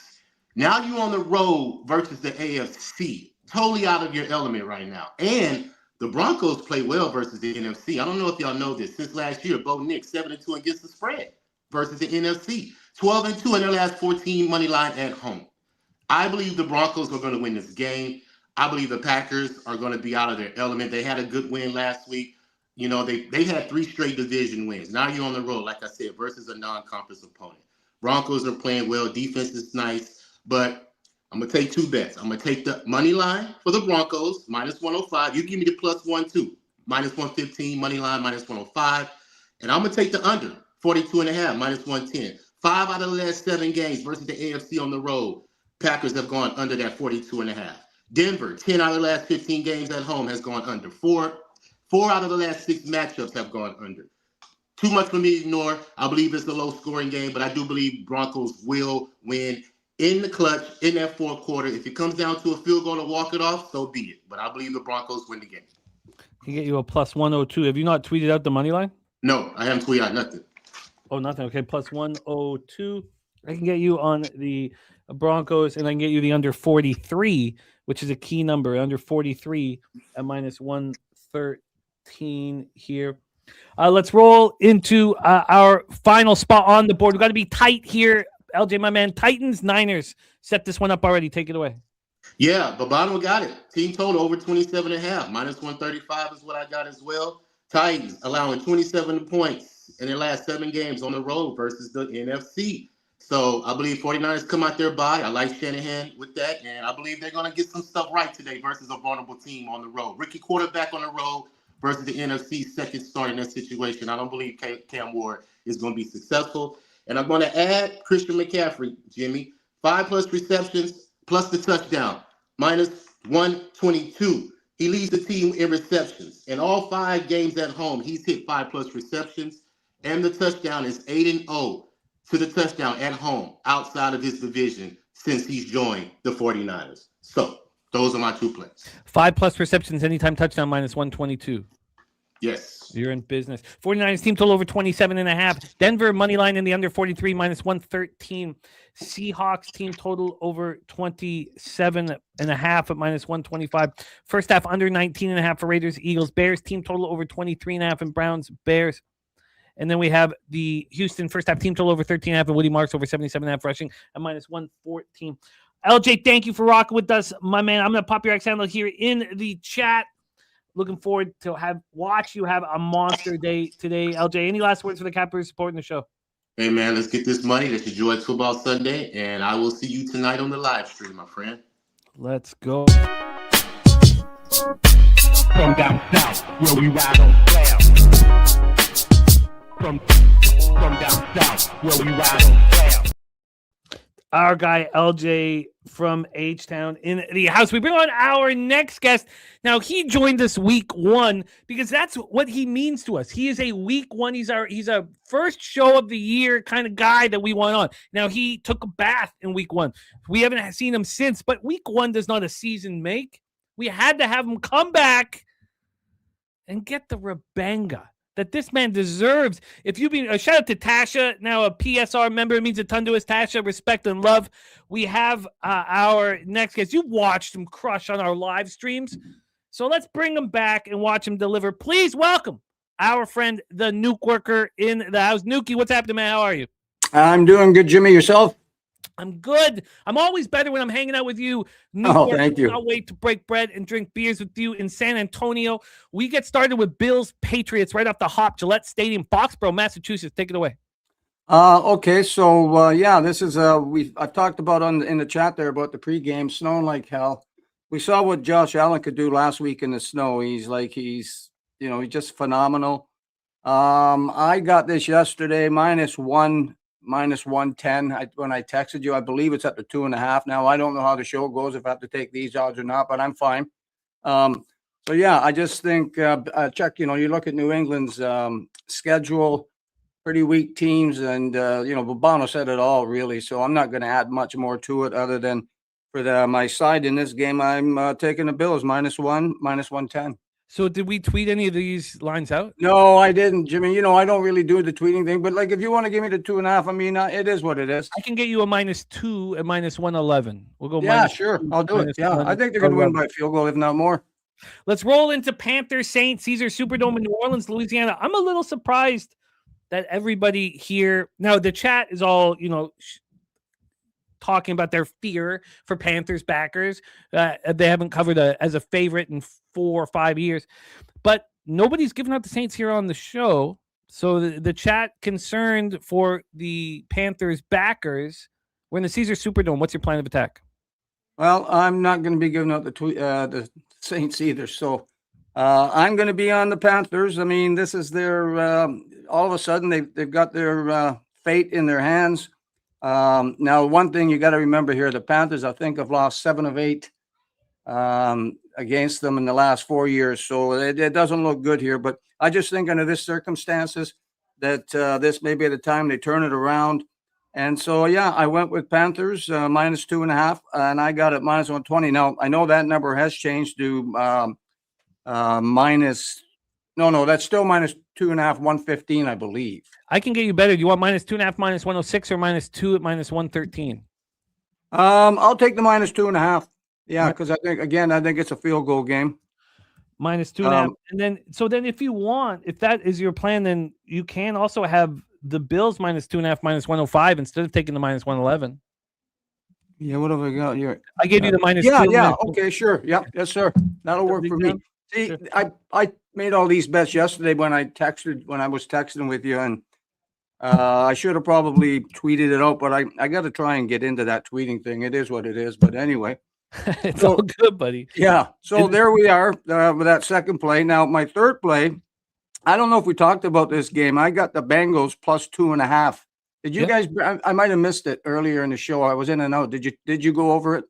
Bengals Cincinnati? No, and everyone. Sorry, Ravens Cincinnati. So let's set this one up for our cappers in the chat. Ravens Bengals, Paycor Stadium, Cincinnati, Ohio. This is the coldest game, not Chicago. 8 Fahrenheit, sunny, 9-mile-per-hour winds.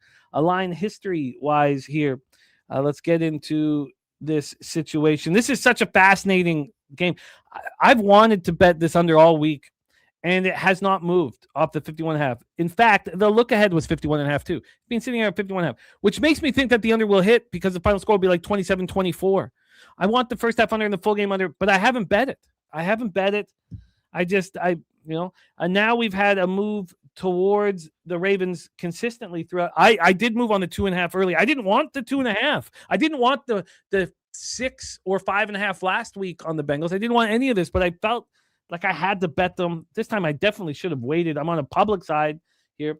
The Ravens have gone from -3, -105, the look ahead. It reemerged at 2.5.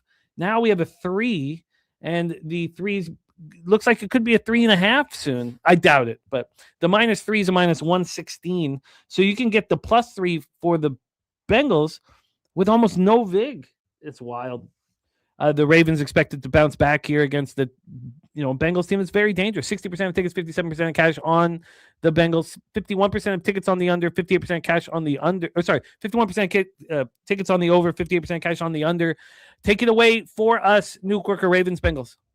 Yeah, okay. So again, I got on the Bengals yesterday, and I only got 2.5 -105. So it looks like the number's gone against me. But they just thrashed them on Thanksgiving, and I'm just not a believer in Baltimore, Cincinnati with Burrows. He's come back for a reason. I mean, he's a game changer every time he plays. So I'm going to take the Bengals, and I guess I can get it now. I'm looking at 365. I can get +3 at -110, unless you can find a better number. I can slightly. I can get you that +3. Yeah, well, for show purposes only, because I've already bet the +2.5. So cool. We'll go with what we got, and we'll go from there. And then we have our final spot on the board, Nuki. It is the Monday Nighter. This is the only spot here that anyone's talking about. So let's touch on it quickly. 13 Fahrenheit, it's cloudy, 13 mile per hour winds. It starts snowing during the game, but it's not supposed to be starting at kickoff. Of course, we shall see. You also have a player prop parlay, the New Quirker. It's what we've called it, and that's a part of this game here for a Monday Nighter. And you have a side with a double result. Line history-wise here for our Monday Nighter, we have Pittsburgh -3, -115. TJ Watt not going to play. That moved it from 3.5 to a 3. The look-ahead opened up at 3, became a 3.5. This bounced back and forth from 3 and 3.5 even before the TJ Watt news. And then from a total standpoint here, Nuke, we have a 42.5. Look ahead was 41.5. Reemerged at 42.5, and now we're back right where it reemerged. Cash flow here for our Monday Nighter. We have 63% of the tickets, 52% of the cash on the Steelers, 68% of the tickets, and 75% of the cash on the under. Nuki, take it away. Okay, so yeah, I got the double result here on the Steelers, +135. We all know what Tua does in cold weather. I'm not going to go through all that again. It's just going to be a really cold night, and the Dolphins, I just don't think they're going to all be hiding on the bench in their big suits, their big coats, and all that crap. So I think this is a perfect spot for the Steelers, and I'm going double result +135. And then I have a player prop. I have a couple of props actually, but I have a field goal prop on this game. The longest field goal under 50.5 yards, -115. Going to be cold, and probably windy. I don't know much about. I don't think there's any precipitation, but anyway, that's where I went. Longest field goal under 50.5, -115, Pittsburgh. And then Jimmy, I've got an interception prop with Tua to throw one. That's tomorrow night, and I've got him with Kenny Pickett today in the Raiders game. I looked at Pickett's numbers were to throw half an interception were -170. So that tells you right there that they think he's going to throw one. So I couldn't lay the money there. So anyway, went with that. I went with that parlay, Pickett and Tua anytime interception. And Jimmy, I added one more. I'll give it to you real quick. Sure. When I was watching that New England Buffalo game, I took the longest field goal under 51.5 yards, -120. I know they'll probably plow the field one more time, but it was snowing, and it's going to be like that. Nate said it's going to be wet and everything. So, yeah, give me that longest field goal under 51.5, -120, and that's going to be me for the day. You are in business. We have the Nuke Worker in the house. Buffalo doing the longest field goal under 51.5. Steelers double result, long field goal under 50.5, and Tua interception parlayed with Pickett interception. Then we have the Bengals +3 at -104. Carolina -2.5, -106. Buffalo -2.5, -105. For the Nuke Worker, Nuki, thank you for rocking with us, man. Look forward to you joining us on Monday night for the live stream. As always, I love you, Nuki. Any last words for the Cappers Supporting Show? Yeah, thanks for having me on, and let's everybody make some money today. Let's go. Let's get that cash. There he is, the Nuke Worker. Let's bring on our next guest, currently ranked 4th out of 33 cappers here, 17-12 plus 4.36 units. Excited to have him back. We've only had him once since week 7, and he's been excellent on our show this year. Please welcome our friend TJ to the program. TJ, what's good, man? How are you? Oh, what's up, guys? Ready to make some money today? We got some good games. Even the big spread games have some excitement to them. Don't they? Aren't they so interesting? Everything has a agree. little wrinkle to it. Oh, yeah, man. I agree completely. Bills, Patriots, Gillette Stadium in Foxborough, Massachusetts. Let's get started. Yeah, I'll keep it tight. I know we're behind here, but so first play is a player prop. I got Drake May over 233.5 passing yards. I know it's snowing. I'm not really concerned about the snow as long as it's not windy. But you go back through this season, guys, he only hasn't hit this total in 3 games this year. All 3 he didn't need to. They were blowout wins. You look at the Bills' defense, obviously that's a concern. They have held a ton of QBs under 200 yards.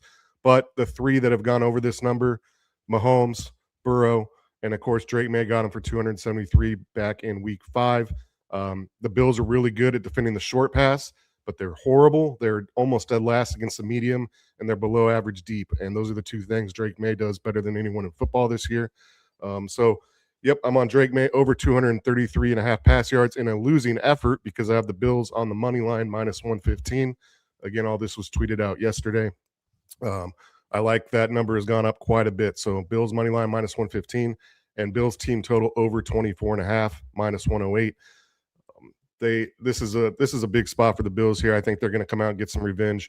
I have been on the New England a lot this year, but I believe the numbers are going to catch up to them here. If you just look at a lot of the advanced stuff, a lot of the metrics here, I believe the Bills show up, and we can move on to the next game. I love it. Rock and rolling here. The Bills money line minus 115. Bills team total over 24.5 at minus 108. And Drake May over 233.5 passing yards at minus 114, which leads us into a very interesting spot at Paycor Stadium in Cincinnati, Ohio. Ravens, Bengals. Take it away. Yeah, quick one here. Not a lot of analysis. It's going to be really cold, and Cincinnati has a horrible run defense. So they want to protect Lamar. The best way to do that is to hand the ball off to Henry and just let him work. He only hasn't gotten over this number 1 time. And, of course, that was 2 weeks ago against Cincinnati, 3 weeks ago against Cincinnati in a losing effort where they fell behind early and had to throw the ball a lot. He only had 10 carries in that game. But you go back all the way back to, let's see, that was October 26th. Oh, shoot, we can go back further than that. 9 straight games. He only hasn't hit this number once. Over 17.5 rush attempts for Derrick Henry, minus 118. I firmly believe he hits at least 20 today, and they just pound the rock. Bengals defense, 30th success rate, 30th EPA against the run. Oh, it's a good look. Derrick Henry over 17.5 rush attempts at minus 118. Shout out to 40 Kid blessing our action. The $5 donut. I hope you have a massive, monstrous day, 40 Kid, my man. Takes us to Chargers, Chiefs, Arrowhead Stadium. Can't wait to hear this breakdown. Take it away. I'm with you on the under. Cold, obviously the hand for Herbert. We want to protect that. And 2 bad offensive lines. So or at least pass protecting offensive lines. So what are we going to do? We're going to hand the ball off a lot. Chargers are going to have to rely on those 2 running backs here. And so I think we're just going to milk the clock in this one as much as possible. And I'm on the under here, 42 at circa minus 110, still available right now. And then, again, Herbert, we're going to take the under 31.5 pass attempts. I got that. That was tweeted out last night. DK minus 115. Obviously, he hurt his hand and only threw 26 last week against Philly, 20 against Vegas, 18 against Jacksonville. But you can keep going back past that, and he hasn't gone over 31.5 but once in his last 5 games. I just don't think this is a type of game where there's going to be a big enough lead late where they're going to want to put Herbert in a position where he has to throw the ball 35 times. So a bit of a risk here, but I believe just first half of the game, at the end of the first half, if he has 12 or 13 pass attempts, I think we hit this number. Herbert under 31.5 passing attempts and the under 42 in Chargers Chiefs, which takes us to Old Man Rivers. And you have your own Old Man Rivers bet here. God, God, this is just, I'm 46 years old and I couldn't be more excited about watching Old Man Rivers up there today. What's going to happen? Take it away, your plan and your bet on Old Man Rivers. So hard to know what's going to happen here. I just would be shocked if he goes over his passing attempts. I mean, they have to run the ball. Seattle's defense, I mean, they get after the quarterback here. They're number 1 in time to pressure, and they're number 6 in pressure rate at the amount of times they get to the quarterback. So, and they have a great run defense. So I don't know what what the Colts' plan of action here is going to be to get points on the board, but they got to try to keep this one low scoring, and they got to kill the clock. So Old Man Rivers under 27.5 passing attempts is my play. I think they got to go 65-35 pass run, maybe even 70-30 to have a chance in this thing. If they're blown out early, I just don't see them letting Rivers get hit 10 times out there. If he gets hit 10 times, he might have to get carted off the field pretty early. I mean, we could see someone else in there at halftime. I mean, it could be ugly. Now, part of me hopes I lose this bet because I'd love to see Rivers pull off a miracle. Shoot, I remember watching him. I mean, I'm 41, he's 44, so we go back, Rivers and I. But yeah, I under 27.5 is my take on this game. I do have 2 ads, and you're going to hate me because they're 10-point teasers. So it's going to be some good. So typing you're for the you. same age as Old Man Rivers. He's a few years older, yeah. Oh, I thought you said you're 44 right there. Sorry. No, I'm 41. Okay, He's that's what 40. I thought. I was like, yeah, I thought you were. I thought I was the one in the mid-40s here, and then I misheard that. No worries. Hit us with the teasers. All right, so I've been pretty successful with these 10-pointers over at DK. They're only minus 120. So Houston minus a half, Philly minus 2.5, with the Carolina over 31.5. That's the first one. Got that? Yep. Houston minus half, Philly minus 2.5, Carolina over 31.5. Second one, Chiefs Chargers under 51.5, San Fran minus 2.5, Jags minus 3.5. Okay, sorry. Let's do that one again. Sorry, I was a little slow on that one. That's fine. KC Chargers under 51.5. Yep. San Fran minus 2.5.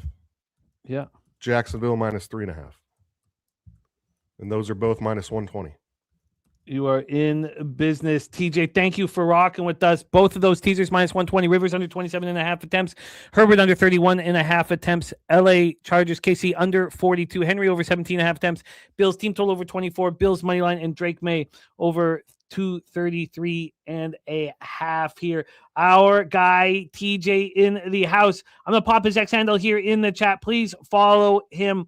He is very advanced. And a lot of us are looking up to him, trying to follow in his footsteps. Unit size, putting yourself in a situation where you can be a pro gambler.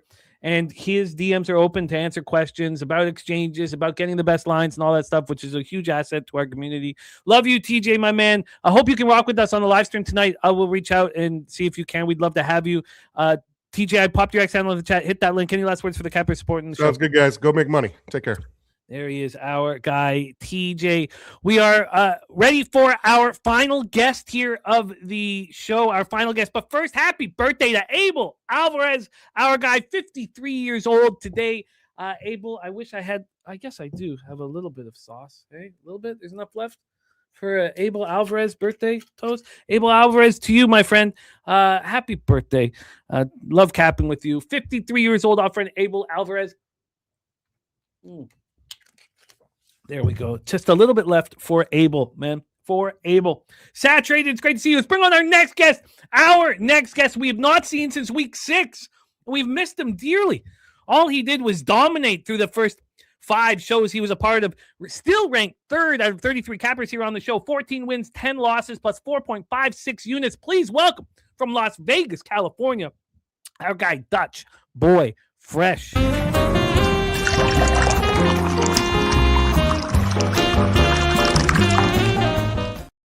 Dutchy, welcome back, man. You're where you belong. NFL Pub Up on a Sunday morning. How are you? Jimmy the motherfucking bag. I'm back, baby. And I'm here to do one thing. Turn your bookie to a bum. A fucking bum. No knife, no gun.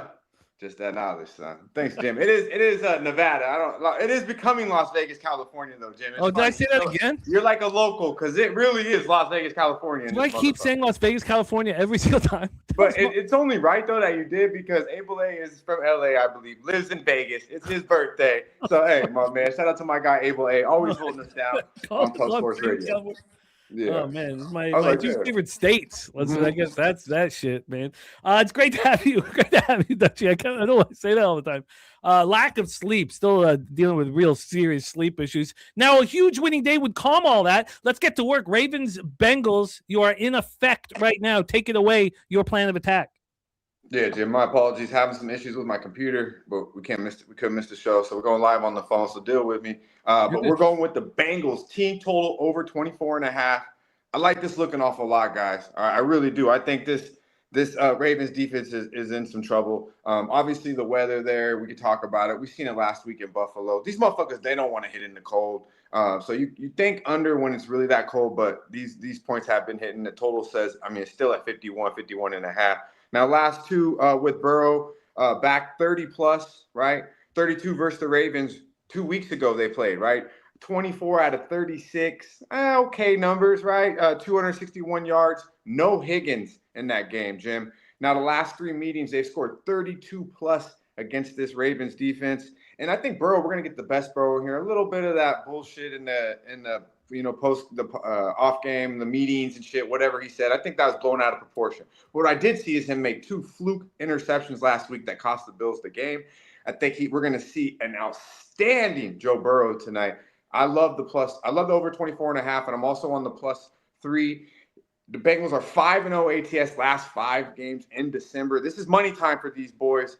And I honestly think the Bengals are playing better football right now. Even off a loss, Lamar is not that guy right now. He has literally what does he have? He has 4.5 interceptions, and he has 4 interceptions in the last 3 quarters of football. It's just not very good. Or excuse me, last 3 games of football, he's with no touchdowns. So it's kind of like coming to fruition to me with Lamar here a little bit, but we shall see. I think he's going to put points on the board. I think they go back and forth, but I like the Bengals to win the game.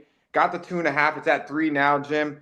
Give me the best number here for the Bengals, and I think they're live to win, and it's going to be a high-scoring football game.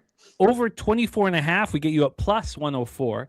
Now, this line just continues to move towards the Ravens. It just moves and moves and moves. Now you can have a +3.5 if you want at -119, or you could stay with the +3 at a +103. I'm going to actually take some plus money here on the other, so I'll take the 119. Okay, so give me the hooker in Cincinnati. That bitch is probably ragged, but I'll take her. That's a crazy line. +3.5 -119 here, and the Bengals team total over 24.5 +104. All lines available right now, which takes us to Chargers, Kansas City Chiefs, Arrowhead Stadium. Take it away. Yeah, man. I think we're on the opposite side here, Jim, from what I've heard. And man, you know me. It hasn't been much better in a long time than Andy Reid and Patrick motherfucking Mahomes.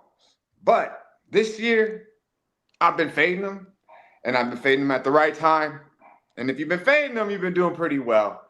And I mean, yeah, this is a game where they bring all the troops in. They rally them, right? They're against the wall. I don't see it. I really don't. You got 2 running backs that average over 4 yards a carry with Amari Htown back on the Chargers side. You got Herbert. You know how high I am on him. I know he holds on to the ball a little bit. Takes a little too many sacks at 35 this year. Would like to see that number down, obviously. But he is averaging over 6 yards per carry with a broken fucking hand. He is not scared to run. This boy shows a lot of heart. And not to mention, they did win in a neutral site first game of the year in September. Back, I believe it was in Mexico, right? 27-21. But they have lost 7 straight to the Kansas City Chiefs, Jim, prior to that. These boys have been getting smacked the fuck around for quite some time. Realistically, the whole time Justin Herbert's been there, they've been getting their ass smacked by the Kansas City Chiefs. So I don't think it's going to be, let's just get through this game. They're 3-1 ATS last 4 meetings, and the Chiefs 1-4 straight up last 5 off a tough game versus the Texans, Jim. 0-5 ATS in those 5 games, and 1-5 ATS last 8 in division. So you're giving me a team that I think is live to win the game more than a fucking field goal. I think anything more than 4 has got to be bet here on San Diego or on LA. Excuse me. I think Kansas City can win this football game, but I think it's gonna be a fucking dogfight. And I would not be surprised if the Chargers go into Kansas City and come out with a W. So give me the best number possible on the better football team right now, the LA Chargers. Do you want +6 at -105 or 6.5 at -117? I'll take the 6. +6 at -105. 5. Dutch attacking the big games on the card, and we move to SoFi for his next spot. Lions, Rams, SoFi Stadium. Take it away. Yeah, man. I'm on the dogs. It's a dog Sunday, in my opinion, Jim. It really is. I like the dogs today. I'm on the Lions +6. I think this is a beautiful spot here for the Detroit Lions. What E40 say? Sprinkle me, man. I'm not mad at that one either. I'm not mad at it. You can sprinkle the Lions here, money line. I'll take the 6. They're off extra rest, obviously getting, haven't played in 10 football games with the Thursday night game. Really in cruise control in that game as well. 3 straight home games, Jim. All right, they've been at home resting for quite some time. First game on the road now, and Jared Goff gets to go back with a team that said completely fuck you, right? So you got that factor in. Short week, obviously, for the Rams. This is a situational spot here. I think the Rams are the best team in the NFC. This is simply one football game, and I have a feeling they're going to be in cruise control in this game. They are on a short week with Rams on deck, Thursday nighter. I see the Lions playing their best football game and McVay trying to get to fucking Thursday because they're playing the fucking Seattle Seahawks on Thursday night, division game. This game don't mean they could lose by 50, and that has absolutely nothing to do with after what goes down on Thursday night. So personally, I think the Lions show up. We get a better football game. We get a big dose of Gibbs, Montgomery. Look for St. Brown to do his thing and just contain these elite receivers. Get a little bit of pressure on Matthew. And I think the Lions win the game, but we'll take the 6. +6 -1 This line's actually now starting to move towards the Lions after a move towards the Rams. It wouldn't be right having Dutch Boy Fresh here with Razor Sharp in the chat to not talk Packers, Broncos. Yes, get that spliff lit. Empower Field, Mile High, beautiful weather. God, everywhere in America it's cold, but not in Mile High, Denver, Colorado. We have Packers, Broncos. Take it away for us, Dutch. Can't wait to hear this. Yeah, man. Hey, this ain't no fanboy shit either. Because last week I was on the Ravens. And thank you, Pete Carroll and the Las Vegas, whoever the fuck made that happen. All right, I was on the Raiders, baby, right here in the city. And we found a way. Boy, was that a turtle motherfucking neck. Hey, break out the motherfucking cheese grater. That's right, Razor. Watch that motherfucking ass. Mile High, Denver Broncos. Orange Crush, get the fuck out of here, Packers. You got no chance tonight. The line is telling you it as well. I mean, we don't lose at home. We're gonna be crunked the fuck up in Mile High in Denver. Believe that. The fucking blue moon, the shock top will be flowing. The kush will be flowing in the air, and there'll be motherfuckers all over Jordan Love today. I believe that. I believe the Broncos are gonna play a great football game. I still think they're getting a little disrespected here, winning 10 straight football games, starting off as a 2.5-point dog, and obviously I think the sharp money's coming in on the Broncos, and still average public person, as I said on the sesh when me and Razor talked about it, the average person still thinking the Packers are going to beat the Broncos, but not so fast. This is another situational spot. I'm betting the Lions because I know they're a good team, a capable team, and I know it's a situational spot against the Rams. This is almost the same damn thing. The Packers are coming off a big win versus the Bears, right? They've had 3 straight divisional games. 3 straight. Now they're coming off a big win against the Bears, and then they play on a short week against the Bears. Now you look at it from that aspect. I mean, I just think the Broncos, who had a bye 2 weeks ago, these Packers have had a early bye. So they had a bye 10 weeks ago. 3 straight divisional games off a huge win against the division opponent who you see in a short week on Saturday night, and you got to go to the altitude in Denver where they played the best fucking football for 10 fucking weeks, and nobody's calling them good. Nobody's talking about them. They're all talking about Micah Parsons and all that shit. You don't think Bonito heard about that? You don't think Zach Allen has read the paper? Get the fuck out of here, Razor. Green Bay Packers will get shredded tonight. Denver Broncos, give me money line because I did get the 2.5. I'm on the teaser as well. With the Bengals, Jim. I believe I text you that. Yeah. I'm on the teaser, 8.5 Bengals. We'll take the 9, I believe now, and we'll take the best number for the Broncos. As long as it's 7, I'm cool. Yes, let's get that for you right now. It is definitely a 7, so that would be the 6-point teaser here. Would be the Broncos +7, and the Bengals, sorry, here we're 9 Bengals, or 9.5, whatever we get. It's cool. Yeah, we'll go the Bengals +9 here. +9. I love that. That's a beautiful teaser right there. And the Broncos money line. they win this football game. That's Dutch, it is so great to have you back in business, man. Killing it on screen and making it so much fun as always. I'm going to pop Dutch's X handle here in the chat. NBA OG show, one of the stars of on the Ski Profit channel and the star of Medicate Mondays right here on Pub Sports Radio. There's his X handle. Hit that and support our guy Dutch Boy Fresh. Dutch, thank you for all you do for us, my man. Any last words for the Capper supporting the show? Jimmy, my friend, we went in and we're coming out with the motherfucking bag. Believe that. Y'all stay fresh. I love it, man. I love it. How do you know I love that, man? I love it. I love it. Let's put a bow on the proceedings and bring on the producer of our show here, the backbone of Pub Sports Radio. Please welcome from San Antonio, Texas, our friend Jose Bouquet to the show. Jose, how are you? We're doing well, but every second we stay on after the games have started could mean terrible things for us. Horrible things. Let's get right after it. Chargers, Chiefs. Jose, take it away. Yes, I am on the old Chiefs here. And did I send you Chiefs, Jimmy? I did send you Chiefs. Wow, what a weirdo I am here. Did you not want it? No, I do. I don't know why I thought we were starting. I'm an idiot. I put Bills for whatever reason to start here, but that's just me being a dummy. So don't worry. Chargers, Chiefs. The Chiefs win this game, so I'll take a -6, -107 for me here. -6, -107 for the Kansas City Chiefs.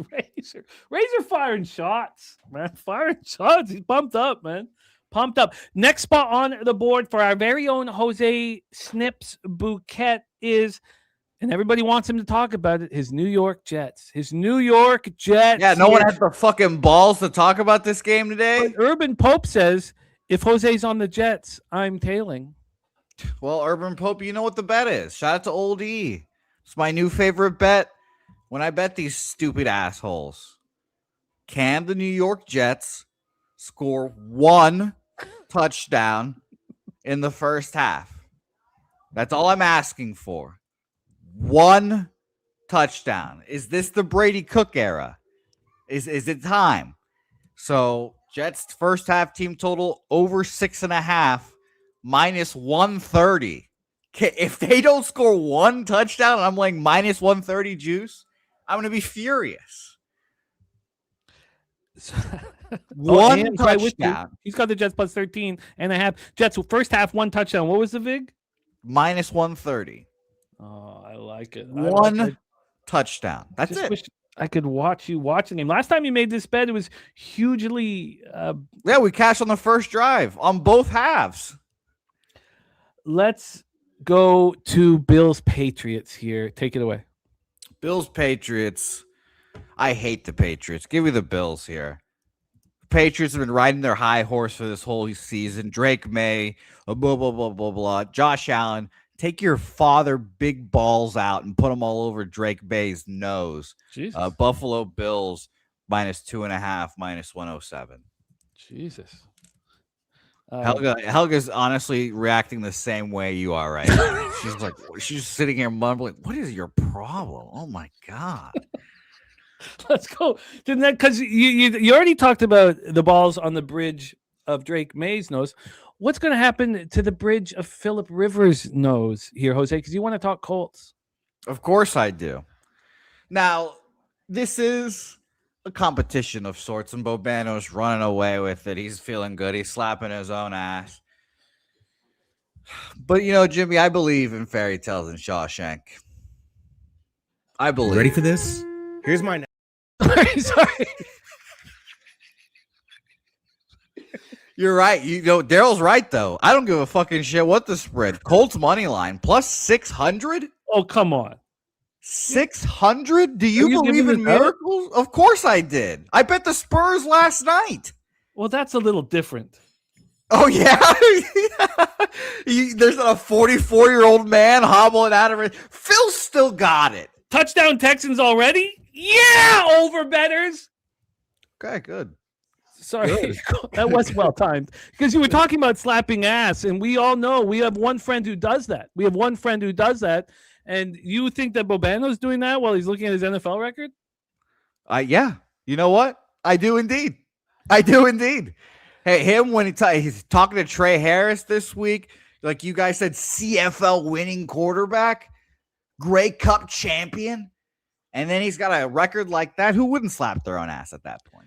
So you're giving out Colts money line here. With you're talking about big balls dangling on Drake May's nose. Maybe he's not the only one with big balls. Well, no, we'll find out here. I know Phillips got big balls. 11 kids. You can't have non-big balls to have 11 kids here. They do shrink over time. Plus 600, by the way, Texans touchdown immediately as well. But yeah, Nico Collins is the one that caught that, for those who want to know. Oh, nice. Nico on the board as well. That works with the player props. I love it. Okay, so we have Colts plus 600. Now, the final spot here on today's show is this Vikings game. It's very interesting. Sunday Night Football, which we need you to be a part of. Jose, take it away. Minnesota Vikings, plus 5.5 as well for me here. I just think, and you know what? I think I'm going to make a player prop official here as well, and I got to look it up here because it's in friends and family this week. By the way, my friends and family that leg this week was the Buffalo Bills, but I'm going to be taking the Vikings here. I think they do well. They keep this game close. Wouldn't be surprised if they won this game. But Justin Jefferson, who I always want to call Jordan Jefferson, over receiving yards. The Dallas Cowboys have no corners to speak of. Nary a one. They can stop the run, which is fantastic. But I think Jordan Jefferson has a great game today. So I will be looking up what his receiving yards. I think it's like 76 last time I saw, something like that. But I'm also going to be on that as well. Well, let's get that number here. An excellent use of nary, not used enough. 64.5 minus 114. 64.5. And what was the big on the plus 5.5 on the Vikings? Minus 107. Yeah, I mean, I just like if JJ just doesn't just force feed the other JJ here. I mean, come on. Well, good sir, you are in business. Jefferson over 64.5 receiving yards minus 114. Vikings plus 5.5 minus 107. Colts money line plus 600. Now I hope you watch that game, and if Phillip Rivers starts terribly, you just sit there and laugh at me. Point and laugh. No, I don't want that. I want look, I'm 46. I want middle-aged 40-year-olds to succeed in everything that they do. This is the game for you right now. It's a huge game for me. Yeah, so if Phillip can get this done, this will be all time here. Yes, I'll go back and see what I can do in the sports world. So I'm those ankles aren't too shattered yet. I believe in your hockey career. Thank you very much.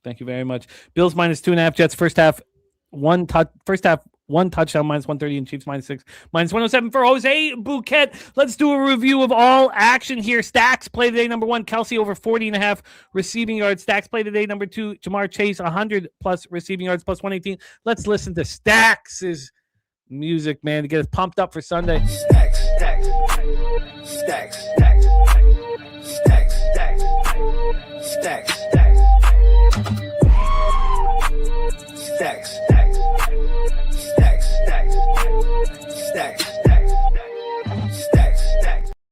Nasty Nate says, thank you for the updates, AM. My man Nasty Nate says, let's stay on and watch this Pats touchdown.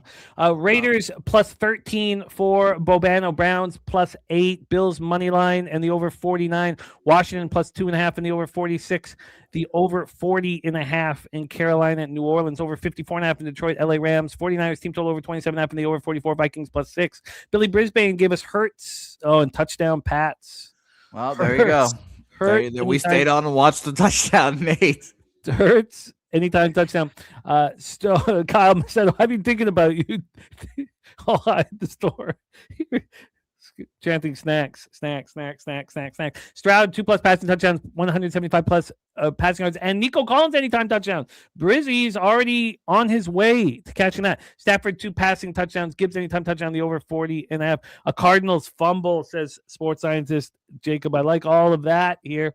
I like all of that. May was the one that ran it into. Points. Cardinals plus 10.5 for our guy Spooner. Bills money line. Chiefs minus 5.5. Colts plus 14.5. Packers money line. Sports scientist Jacob has the under 45.5 in Chargers. Chiefs double result. Cardinals team total under 17, Philadelphia -10, Kansas City, Houston, Philadelphia moneyline parlay plus 100, Carolina -2.5, Carolina moneyline, Detroit versus LA Rams, first half under 28.5, full game under 55.5. LJ from Htown, Houston, first half team total over. He could catch that in the first 5 or 6 minutes. Woody Marks over 77.5 rush yards. Bears team total over 23.5. The first half under 19.5. And Raiders, Eagles, Seahawks team total over 27.5. Denver moneyline the under 43. 49ers team total over 27.5. 5+ receptions and anytime touchdown for CMC Music Factory. And then the nuke worker gave us Bills -2.5, Carolina -2.5, Bengals +3, Steelers double result. The long field goal in that game under 50.5, Pickett interception, and Buffalo New England long field goal under 51.5. TJ gave us May over 233.5 passing yards, Bills -115, Bills team total over 24.5, Henry over 17.5 attempts. The Chargers, Chiefs under 42, Herbert under 31.5 attempts, Rivers under 27.5 attempts, and then his teasers were 10-point teasers, 3-game 10-point teasers. Houston -0.5, Philly -2.5, Carolina over 30. The Carolina, New Orleans over 31.5. Alt line, of course, 10-point teaser -120. Kansas City, LA Chargers under 51.5. The San Francisco -2.5, Jacksonville -3.5. That's another -120 banger. Dutch Boy Fresh on the Bengals team total over 24.5. Bengals +3.5. Chargers +6. Lions +6. Broncos money line. And his teaser is Bengals +9. Broncos +7. That's 6-point teaser. And then Jose Bouquet gave us Chiefs -6. Chiefs first half touchdown. Bills -2.5. Colts Jets first half touchdown. Yes, Jets first half touchdown. Colts +5. Colts money line. Vikings +5.5. And Jefferson over 64.5 receiving yards. Thank you guys so much for rocking with us. AM Sports Scientist Jacob. Big thank you to our guests on screen today. Jose, Dutch, TJ, Nuke, LJ, Jacob, Spooner, Brizzy, and Bobano. TJ, thank you. Aaron Gaza, Nasty, Nate, thank you. Kripke, Kyle, Macedo, the Nuke Worker, Nasty, Nate, the Godfather, Gerald Jones, love to your father. Hope you had a great birthday celebration this week. Old E, thank you. Thomas, Maggio, Aubrey, Travis, Coin, Wine Time. plus. Thank you to all of you guys for supporting us here. Sasha, wonderful to have you. Gravy Bets, wonderful to have you back in business. Let's go get this money. TC, thank you. Dizzy, thank you. To all of you guys, thank you so much for your support here. 10-0 Texans early. Jose, my friend, thank you for joining us here to close out the show. I'm very excited to watch your Colts money line bet. Man, I love you believing in old men. Well, you know me. I don't think I need to say anything else after that. You know me. We do have a Chiefs touchdown. We have a Chiefs touchdown. Jose, can you put a bow on the proceedings, my man? And thank you guys all so much for supporting NFL Pub Hub Season 5. Yep. And by the way, Jimmy, apparently the Knuckleheads are on the power play. Yeah, well. That line moved so heavily towards the Knuckleheads. Wild. That's great. Well, I guess, that's a classic mental spot, You lose your best player, everyone's like, all right, let's fucking go. It's just us, lads. Let's fucking go. And then they suck for the rest of the year. So that's how that goes. But shout out to the Knuckleheads indeed. And shout out to you guys in the chat. The Godfather, Nasty Nate. I hope you're wallowing in a pit of despair after the Patriots lose today. But I hope your day otherwise is fantastic. Shout out to my guy Macedo in here becoming a member. Hope he is indeed thinking about snacks all throughout the day. Nuke Worker, AM, Oldie, Aaron Gaza, TJ, who I hope recovered after the Spurs just punched the Lakers down, and then the Spurs kept just beating down the Oklahoma City Thunder last night. And now, by the way, on Tuesday, Jimmy, another beatdown coming. New York Knicks, we're coming for you next. God damn it. Let's milk these bookies today and save up for Tuesday because the Spurs are a coming. Leche, los bookmakers.